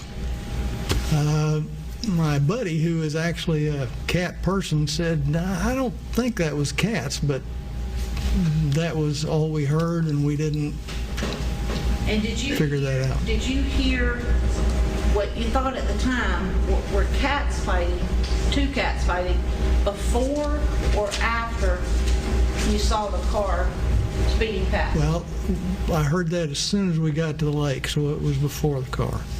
So you heard was it screeching or yelling or crying or?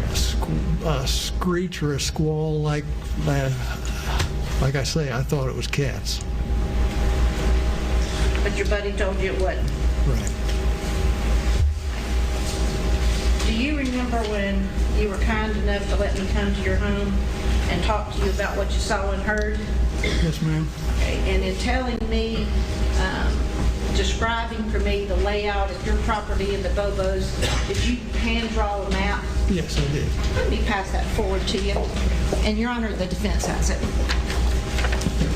Got a copy? And do you recognize that?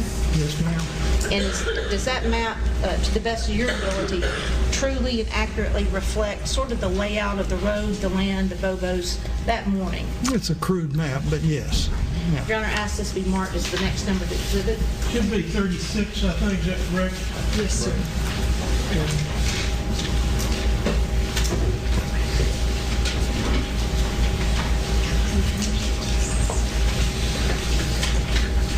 I'm going to pass you a pointer.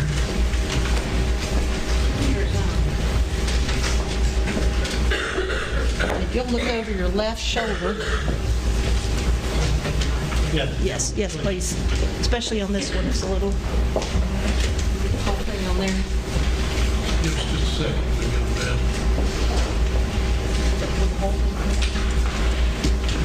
The writing. Pretty quick study. It's 5 o'clock on Monday. We've learned how to get the lights down.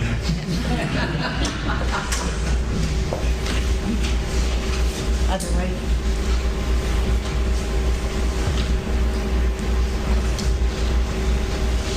All right, Mr. Babb, you have to tell me, is it focused enough for you to point out the writing or not? I can't tell. It's hard to make out the writing. Okay. This point right here is the levee on the lake where I was standing.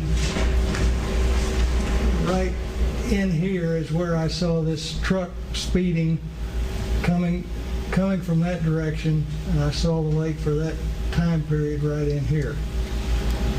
Where do the Bobos live? There.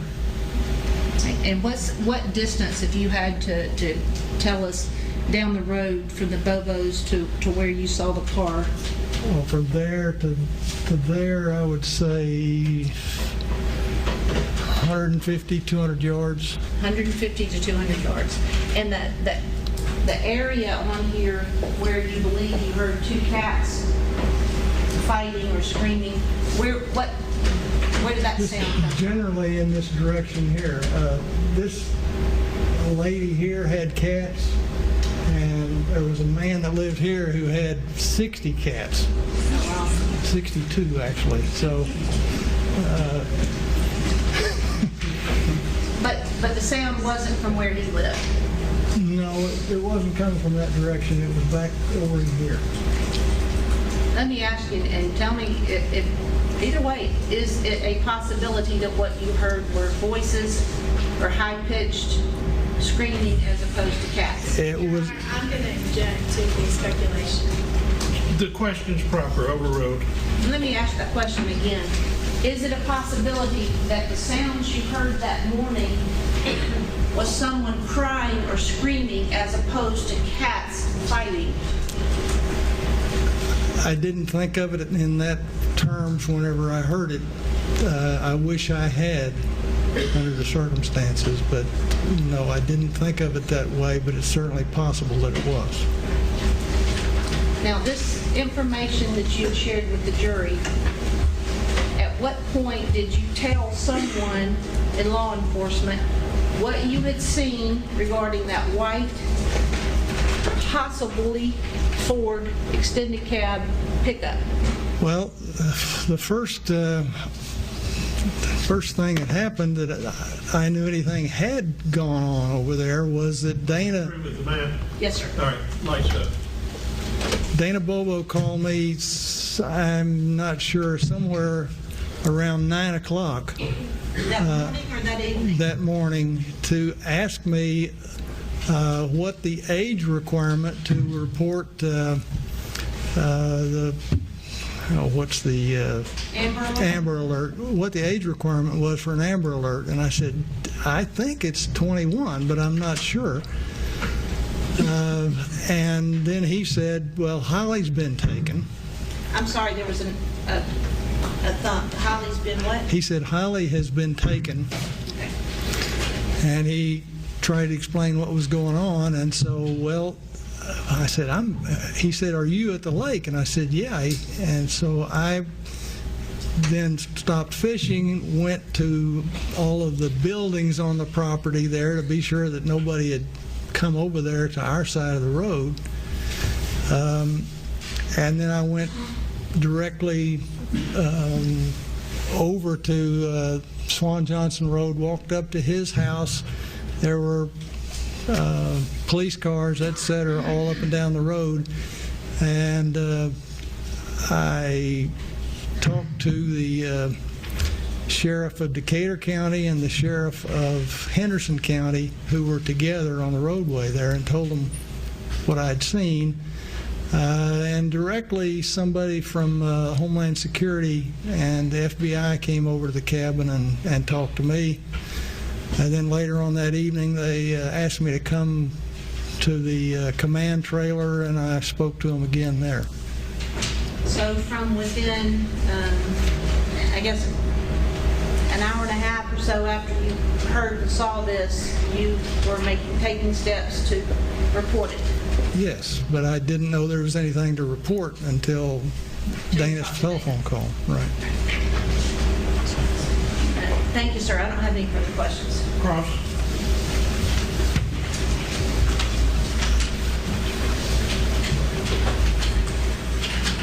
No further questions. No questions. Thank you, Mr. Babb. You're free to go, or you can be in the courtroom with us. Thank you. Call your next. Tony Weber.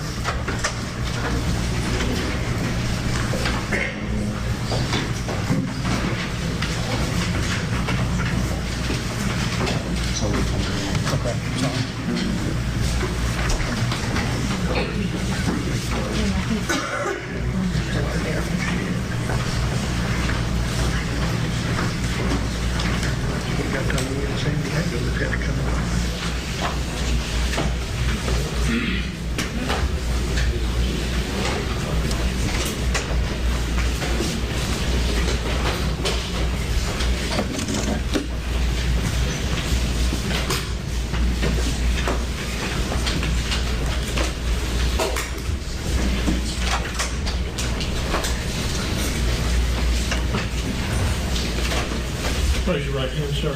Solemnly swear the testimony you're about to give is the truth, the whole truth, and nothing but the truth, so help you God. Yes, sir, I do. Be seated, state your name, and spell your first and last name for the court recorder. Tony Weber, Tonyweber. You can proceed. Mr. Weber, I want to recall your attention back to April of 2011, okay? Yes, sir. Where were you working back then? Decatur County Sheriff's Office. And how long were you a deputy there? In law enforcement in Decatur County, approximately 15 years. 15 years. Yes, sir. Now you've got a new job, though, right? Yes, sir. Got a new, better job. Yeah. Make a little more money. Right? Yes, sir. April 13th, 2011, did you have occasion to respond to a crime scene on Swan Johnson? Yes, sir, I did. Tell me how that came about. That morning we were leaving, or I was leaving the high school. I'd been working traffic patrol, just trying to deter speeders through a school zone. After that, I had went to 911 dispatch center and was made aware of the call. I then responded emergency traffic to the Swan Johnson Road address. You responded to emergency traffic, is that what you said? Yes, sir. Does that mean fast? Lights and siren, yes, sir. Lights and sirens? Yes, sir. Was it just you or was anybody with you? It was just me in my car. Tell us what you saw when you arrived there. When I arrived at the address, as I was pulling in the driveway, I noticed two people standing in front of a residence. One was later identified as Clint Bobo. The other was a neighbor. I believe her name was Kathy Wise. Okay. So you pull up that long driveway at Swan Johnson, lights and sirens, and you see Clint Bobo and the neighbor, female. Yes. What'd you do? I exited my vehicle. I went up and was kind of trying to determine what was going on, if a crime had occurred, or the nature of the call, what exactly had been going on. This call was some type of kidnapping call, right? They said that Holly Bobo had been taken, or a female had been taken into the woods. That doesn't happen every day. No, sir. Did you talk to Clint Bobo? I did. Did he give you a brief version of what was going on? Yes, sir. He said that somebody in camouflage had taken his sister into a wooded area behind and to the right of the house from where we were. So what do you do in response to that? We began to walk towards the area where he had said that his sister was taken into the woods. Who's waiting? Mr. Bobo and I. Okay. I don't remember at that time whether the neighbor had come with us. Gotcha.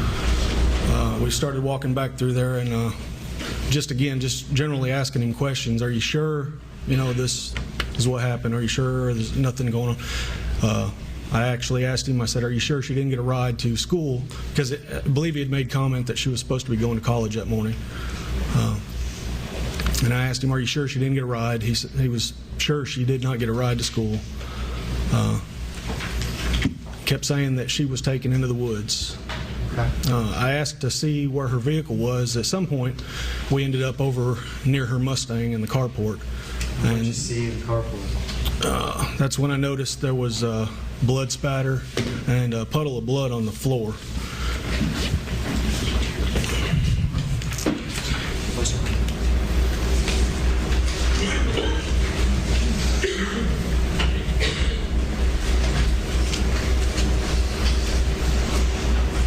Previously marked Stacy Silver number 27. Let me show you 28 first. Mr. Weber. You recognize that? Yes, sir. It appears to be the carport of the Bobo's residence. And was that car there? Yes, sir, it was. It's her car. Is this the blood you're talking about? It appears to be, yes, sir. It's in the general location for sure. And I got a close up of at least part of it. Is it 27? Right there at the base of the steps, right? Yes, sir.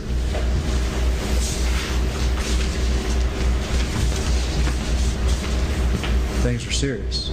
At that point, I realized it was more serious than I was first made aware, yes, sir. Had first made aware or expected? Expected, I guess. Well, I guess just the demeanor of the persons when I first encountered. I wasn't expecting to find a scene of that magnitude or that of that nature. Around frantically. No, sir, they were not. Were other law enforcement there about the time you found the blood? I believe I don't know exactly what time, but I do know that Deputy Jeremy Pratt had arrived sometime therein, and also Ricky Inman with the sheriff's office had arrived sometime at that point. Did you stay there for a little bit there at the house? Initially, I did. When I found the carport, I had actually, at that point, tried to get Clint Bobo to write me out a statement, realizing how serious, hey, I need to get something on paper. I need to get some facts. Tell me what you saw for sure. Write it down. Did you give him some paper? I did. Where you could write it down? Yes, sir. Other officers get there. Yes, sir. These other officers have various responsibilities. Yes, sir. Other people get there. Yes, sir. Do you remember Miss Karen getting there? Yes, sir, I do. We spoke briefly in the front driveway. I believe I was coming back from roping off the area around the carport with sheriff's tape and met her in front. Again, it was brief. I started asking her specific questions about Holly, trying to get a little bit more information. I believe at that point is when I realized that she had her cell phone with her still. Okay. The fact that she has her cell phone with her, or at least it's not there. Yes, sir. Does that mean something to you? Yes, sir. That means that there's a good possibility that we can actually start using that data off of that to triangulate some sort of location. Try to figure out where her cell phone is. Correct. And maybe that's where she is. Correct. And maybe we can go get it. Right. So what do you do? I contacted our 911 system and asked them to contact the cell phone carrier so they can initiate the tracking of the phone. Under certain circumstances, can law enforcement make contact with a cell phone provider like AT&T? Yes, sir. Life and death situations, they can. And was that process started? Yes, sir, it was. To complete that process, though, what do they need? They needed a supervisor's signature. So what'd you do? I had to leave the residence and get to the 911 center so I could fax a copy of my signature and a letterhead so they would relay the information to me. Lights and sirens again, or just plain old fax? I'm sure I did, sir. Did you sign that order, that paperwork, asking for this cell phone information? Yes, sir, I did. Now, when you ask for that sort of cell phone information, like from AT&T, how does it come to you? They actually emailed it to my departmental email. And in fact, AT&T that morning emails you several, what I'm going to say, nobody's asking about cell phone expertise or anything right now. They email you several pings of Holly's phone. Is that correct? That is correct, sir. In what sort of form? They don't send you a map with like a... No, sir. It's a lot of numbers. Looks a lot more like longitude, latitude stuff.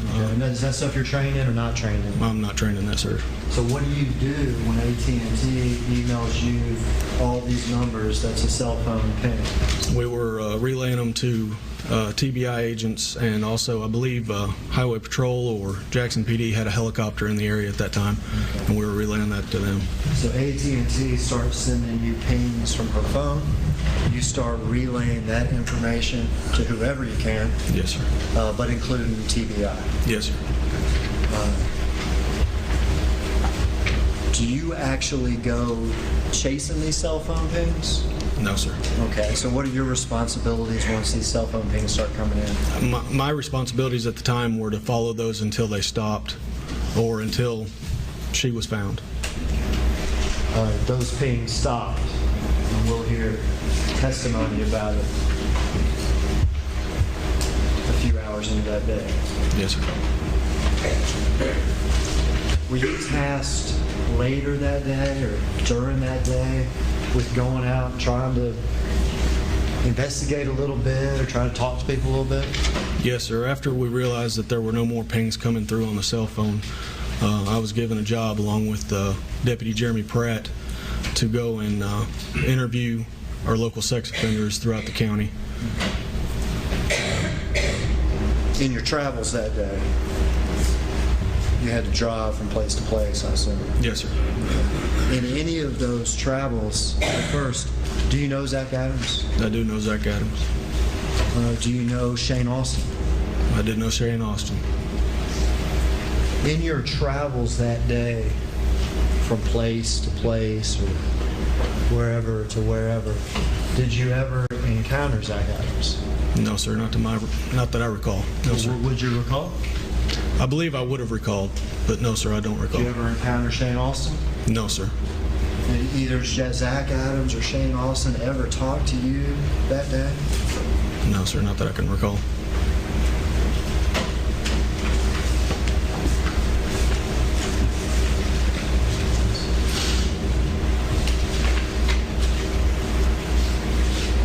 Thank you, Mr. Weber. Yes, sir. Cross-examination.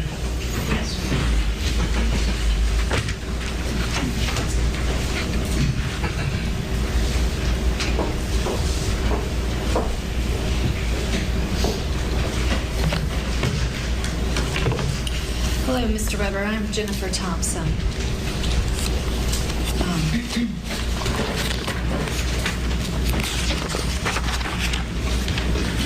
So you're the first officer on the scene that day. Yes, ma'am. And to be clear, you never walked back into the woods first thing looking for Holly, did you? The initial thing? No. Yes. No, I did not. Matter of fact, you had Clint Bobo come over and begin to fill out some paperwork. We spoke briefly and walked around the house. Yes, ma'am. So when you first got there, he was standing in the front of the house? Clint Bobo, yes, ma'am. Okay. Did he tell you that there was some blood over in the carport? I don't remember that ever coming out until we'd already made it around the house. Okay. But you didn't see the blood yourself, did you? Yes, ma'am, I did. Well, initially, when you made your first day report, you said you didn't see the blood but told Inman about it. I don't know. that? No, ma'am, I don't. I don't know how I could have told him about it if I hadn't seen it. Well, Clint told you, you told Inman. No, ma'am, I don't believe that's right. So you say you did walk over and look at the blood? Yes, ma'am, I did. Okay. So you walked all the way through the carport to look at the blood? No, I stepped into the carport without seeing a picture. There's a breezeway, I guess you could say, from the back porch area going over there, and you could see down in through there. Okay. And you weren't the first person to put up tape that morning around the crime scene, were you? Yes, ma'am, I was. Dana Bobo had already put up some pink ribbon to block off the carport, hadn't he? Ma'am, Dana Bobo was not there when I got there. Okay, so it's your testimony that you're the first person that put up crime scene tape around the carport? Yes, ma'am, it is. Okay.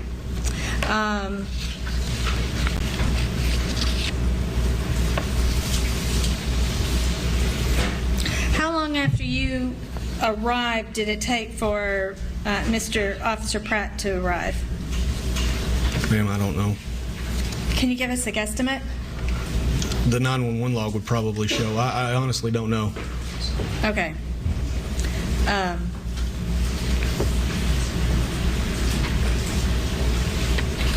So at what point did you walk back in the woods looking for Holly? I don't know. It would have been after we, it might have been about the time that Karen and I had spoken up front, and I remember some of our last words. She hollered at me to find her daughter, so. Okay, but she actually ran into the woods looking for Holly before you did, didn't she? I don't know. I didn't see her do that, no. You never saw Karen Bobo run into the woods? No, ma'am. Now, Karen Bobo got there after you got there, didn't she? She did. Okay. And so that's something you did not observe that morning? No, ma'am. I did not see her do that. Okay. So you think that you maybe walked into the woods after Karen Bobo arrived? I don't know. Again, I never saw her go into the woods, so I couldn't tell whether she did after I had been or not. Okay, so when you walked into the woods, did you run through the woods or did you just No, walk? ma'am. No, ma'am. It wasn't a run. We walked through the woods. Okay, and what did you observe? Honestly, we were looking for any sort of blood trail at that point because I'd already noticed the blood in the carport. I was looking for any sort of disturbances that I might find, potentially even her. Okay, so when you say disturbance, what were you looking for disturbance-wise? Disturbances in the leaves, drag marks through dirt, anything like that. Did you find anything like that? No, ma'am, I did not. Did you take any photographs as you were walking through the woods? I don't recall having taken any photographs, no, ma'am. So when you walked through the woods, how long did you walk and where did you come out? I come out on, it may have been Swan Johnson Road. I believe it cuts right through there. And did you take any pictures of the logging road that was back in there? No, ma'am, I did not. Okay. So did you make any kind of observations about tire prints or tire tracks back in there? No, ma'am, I did not. When you were walking around in the carport area, did you have any kind of booties on or anything to prevent you from leaving footprints? I didn't walk through the carport. I walked up to the threshold of the door. How about when you were walking on the trail? Did you do anything to prevent yourself from leaving footprints? No, ma'am, I did not. Did you do anything to try to preserve footprints that were on the trail? I didn't observe any footprints on the trail.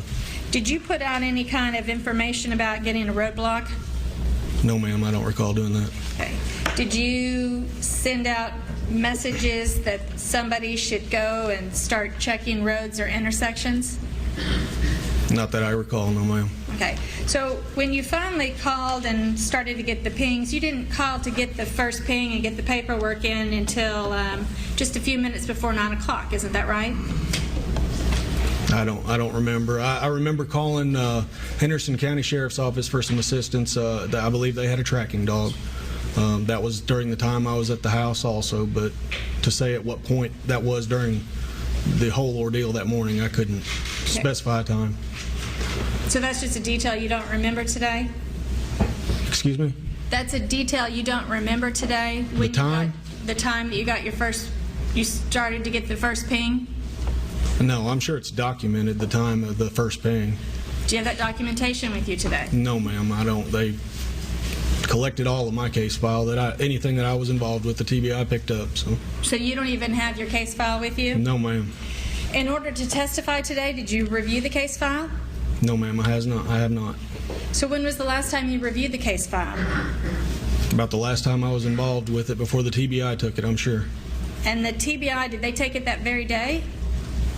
It was within the first early days of it, yes, ma'am. Okay, so you're saying it's been a good 7+ years since you reviewed the materials? No, ma'am, it's 6 years. Okay, 6 years since you reviewed the material, sorry. Yeah, it's probably not been exactly 6, but it's getting pretty close. Okay, if I were to tell you that the first ping came in at 8:56 and you actually got a no hit back on the first ping, would that refresh your memory on that? It wouldn't mean anything to me, ma'am. I don't know anything about what all that data and what all that pinging is supposed to do. I know that they're supposed to be able to use that information to triangulate a location off of it. Somebody way smarter than I am.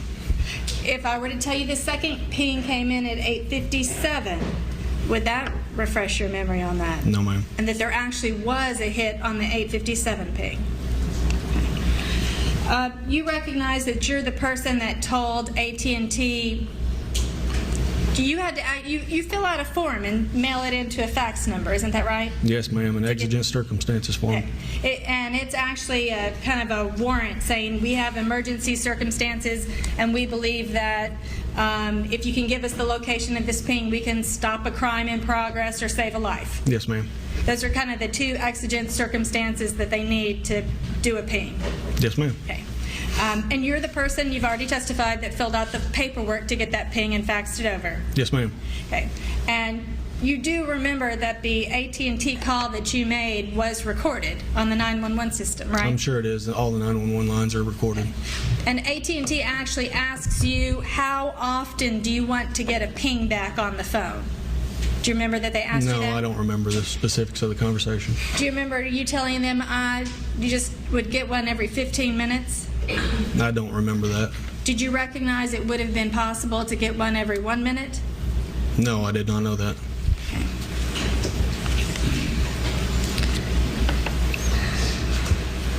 So after this happened, you were assigned the job of going around and looking for the sex offenders that day? Yes, ma'am. Do you have a memory that there's over 90 sex offenders that lived within a short distance of the Bobo home? I remember there's several.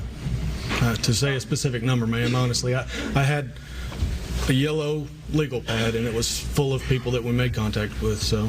Okay, but several is different than saying it was close to 100. Okay. Yeah, I don't remember the specific number, ma'am, but I know it was a lot. Okay. And you were given, they actually kind of just set you up on a road, and you kind of started on one road and started just going in order. Isn't that right? No, ma'am. Deputy Pratt and I decided that we would start closest to the Bobo residence and start working a spiral grid outward from that. Okay, I'm sorry, but what I meant was you had a list of where everybody lived and what their address was, and you were going in address order when you were checking on people. I was not going in address order. I was going in proximity to the Bobo home. Okay. Maybe I'm not phrasing it. You weren't doing it alphabetically. You started at the Bobo home, and you were kind of moving from house to house, getting further away. I would say that's correct, yes. Okay. And so, do you have a memory now that one of the people that you were to check on was a man named Eric Christensen who lived on Jeanette Holiday Road, 2700 Jeanette Holiday Road? I'm sure we did. I don't remember his specific name. No, ma'am. Okay. So what you're saying now is you have absolutely no memory of that? I remember speaking to a lot of people that day, ma'am. Okay.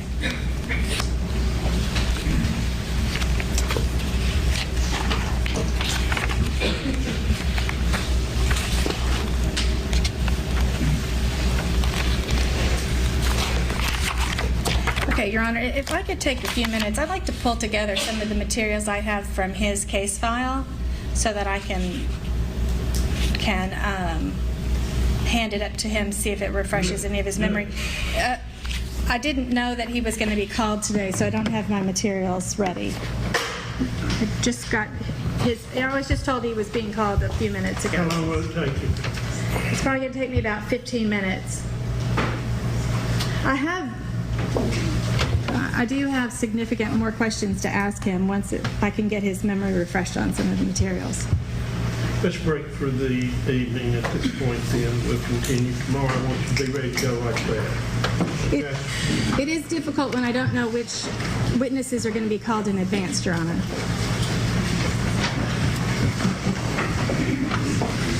The order in which they call their witnesses is up to them. If you call witnesses, the order in which you call is up to you. I want our bailiffs to be apprised so that they can kind of have them in waiting. Okay? 5:30. You folks are going to have to get settled in, so it won't hurt us to break for the evening. They'll feed you. Not going to identify by name, but we've got one of our jurors that has a birthday on Thursday. I want that juror to be treated very favorably on the birthday, okay? And like I say, I'm not going to identify who it is. The Sheriff's Department will know that. We may have a birthday tomorrow. Oh, there's one tomorrow? Maybe I had the wrong date. All right. Mine's Friday, okay? I'll still be here Friday. But the birthday's tomorrow. I want her to be treated special, okay? All right, your admonitions, don't just put this out of your mind.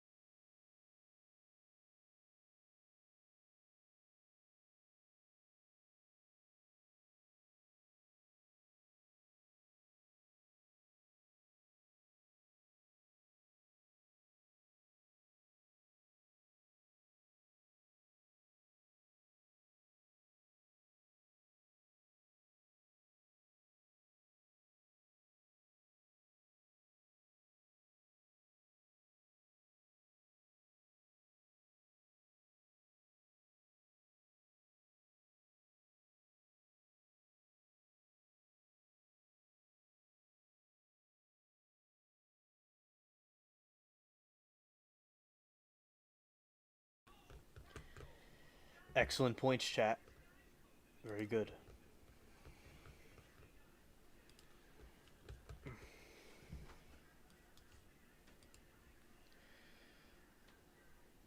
And how common is these crazy people and their own kids? It drives me insane. Yeah, Mermaid, it's absolutely insane about what these people do.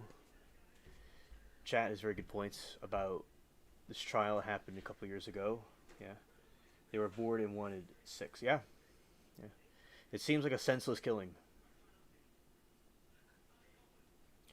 Passion said kids are so common in these trials. Excuses for deleting killing spouse victims themselves, sometimes in between, like Matthew Lands. Yeah. They act on their impulse and their compulsion, and they suffer the consequences for it.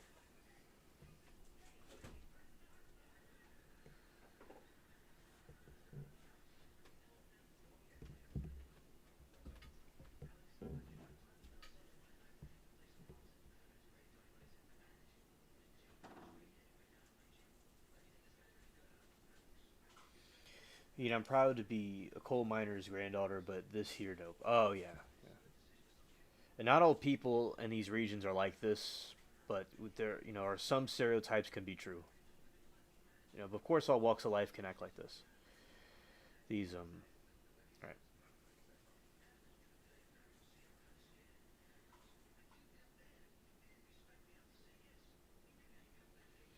Yeah, they're after poor Holly. Right.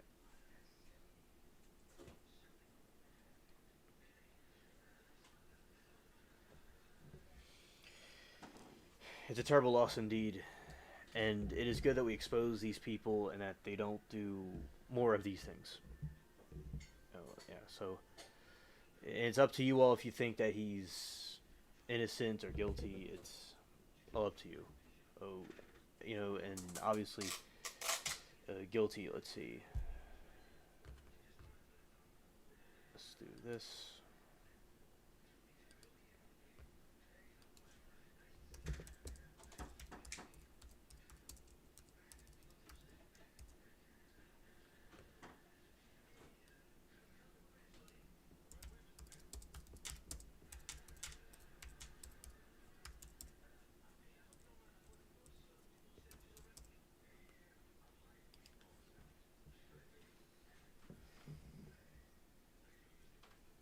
Oops, Alien.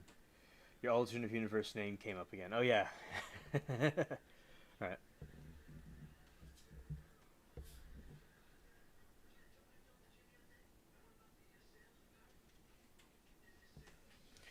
And she was going to be a nurse. Yeah, she could have been a nurse and helped out many people. Yeah, that is true. That could have been a thing. Yes, absolutely. It's good to balance it out. Good to balance it out. And over here, we talk about some dark stuff and light stuff. We kind of go back and forth. But yeah, definitely after this, y'all need to watch some funny cat videos and hearts and flowers. Yes, absolutely. Now, I will say it. Yes, those videos are very good. They're very good. All right.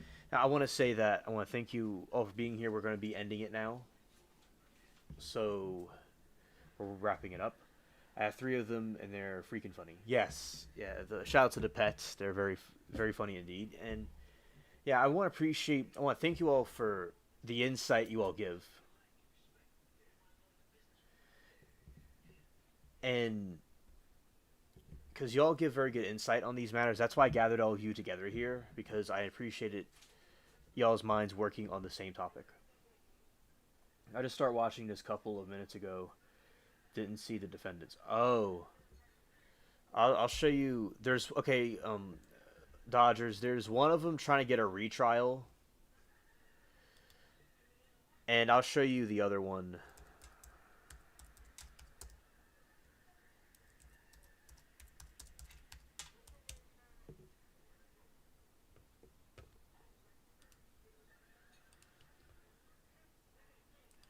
All right, this is the one getting a retrial. That is one of them, and he's trying to get a retrial. That's a picture of him.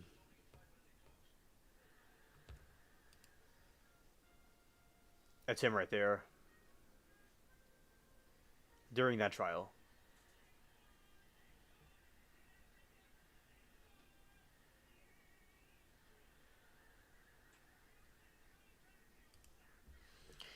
That is the victim and the person who was...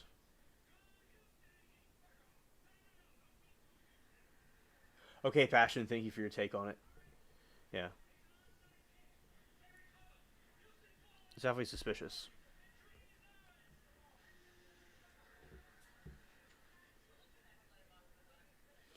You don't have much confidence in these police investigators. Okay.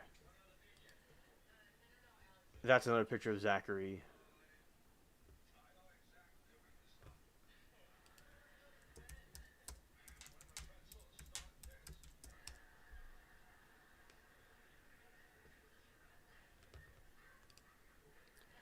Those are the three defendants. The three people responsible for this.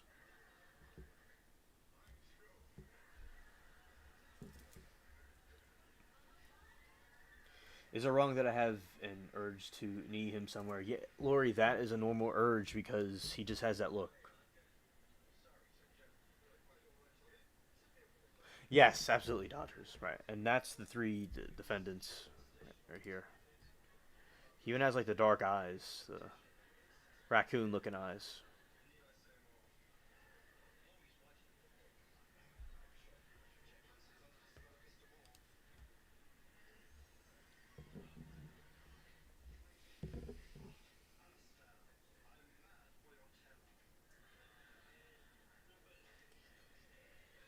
Looks like a skeleton now, right?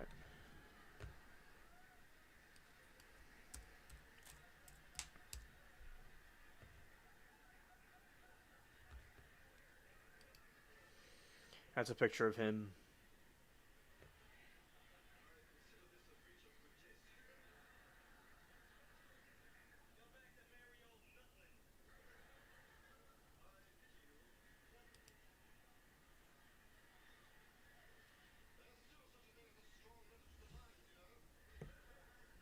Yes, yes, it does, Mermaid, absolutely. Yeah, like his tooth was broken. Scared.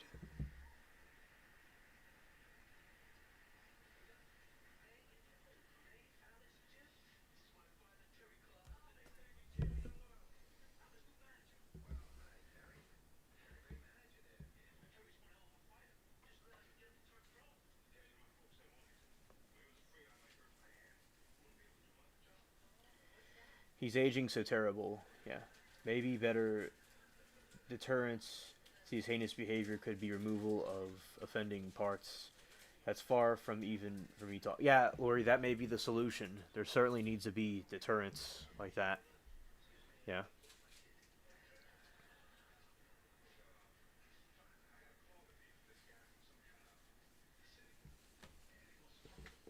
Yeah, so yeah, that was him in the trial. This was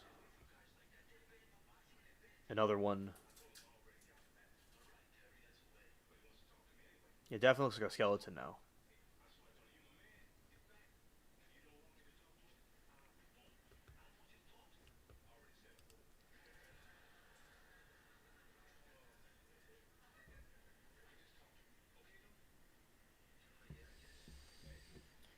What we can do about the evil is to expose it and be the best people we can. That's good, Dodgers. I'm glad to hear that. Amen, Lori. I agree. He does need to smite them. Indeed. May we be protected by these monsters. All right, and she was very beautiful, unfortunately.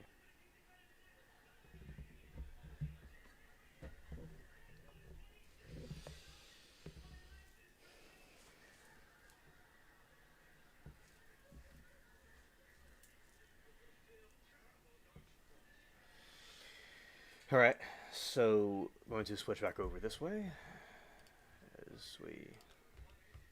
My hair is standing up. That's funny. Scared.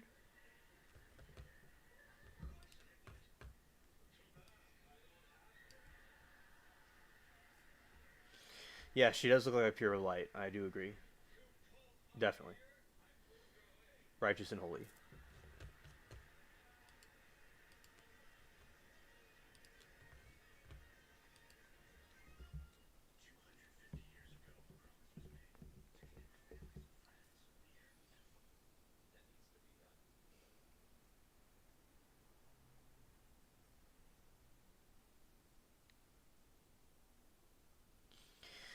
Passion said maybe. Oh, thank you, Lori. Thank you. Yes, Dodgers votes guilty. Facts. And Passion said maybe that's why the detective was beyond my thoughts. It was beyond its thoughts. Blinded was blinded by thoughts. It was a sex crime. She was very pretty. Yes, yes, she was. Indeed. Yeah. Thanks for you like. I think I'm funny. Yeah. All right. All right. At this point in time, we'll be ending it for the night, and we'll be live at some point tomorrow. So thank you all for being here, hanging out with us.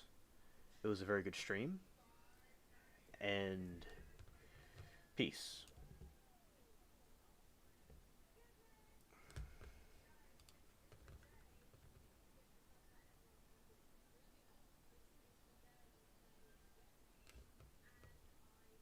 I sure will, Lori. Yes.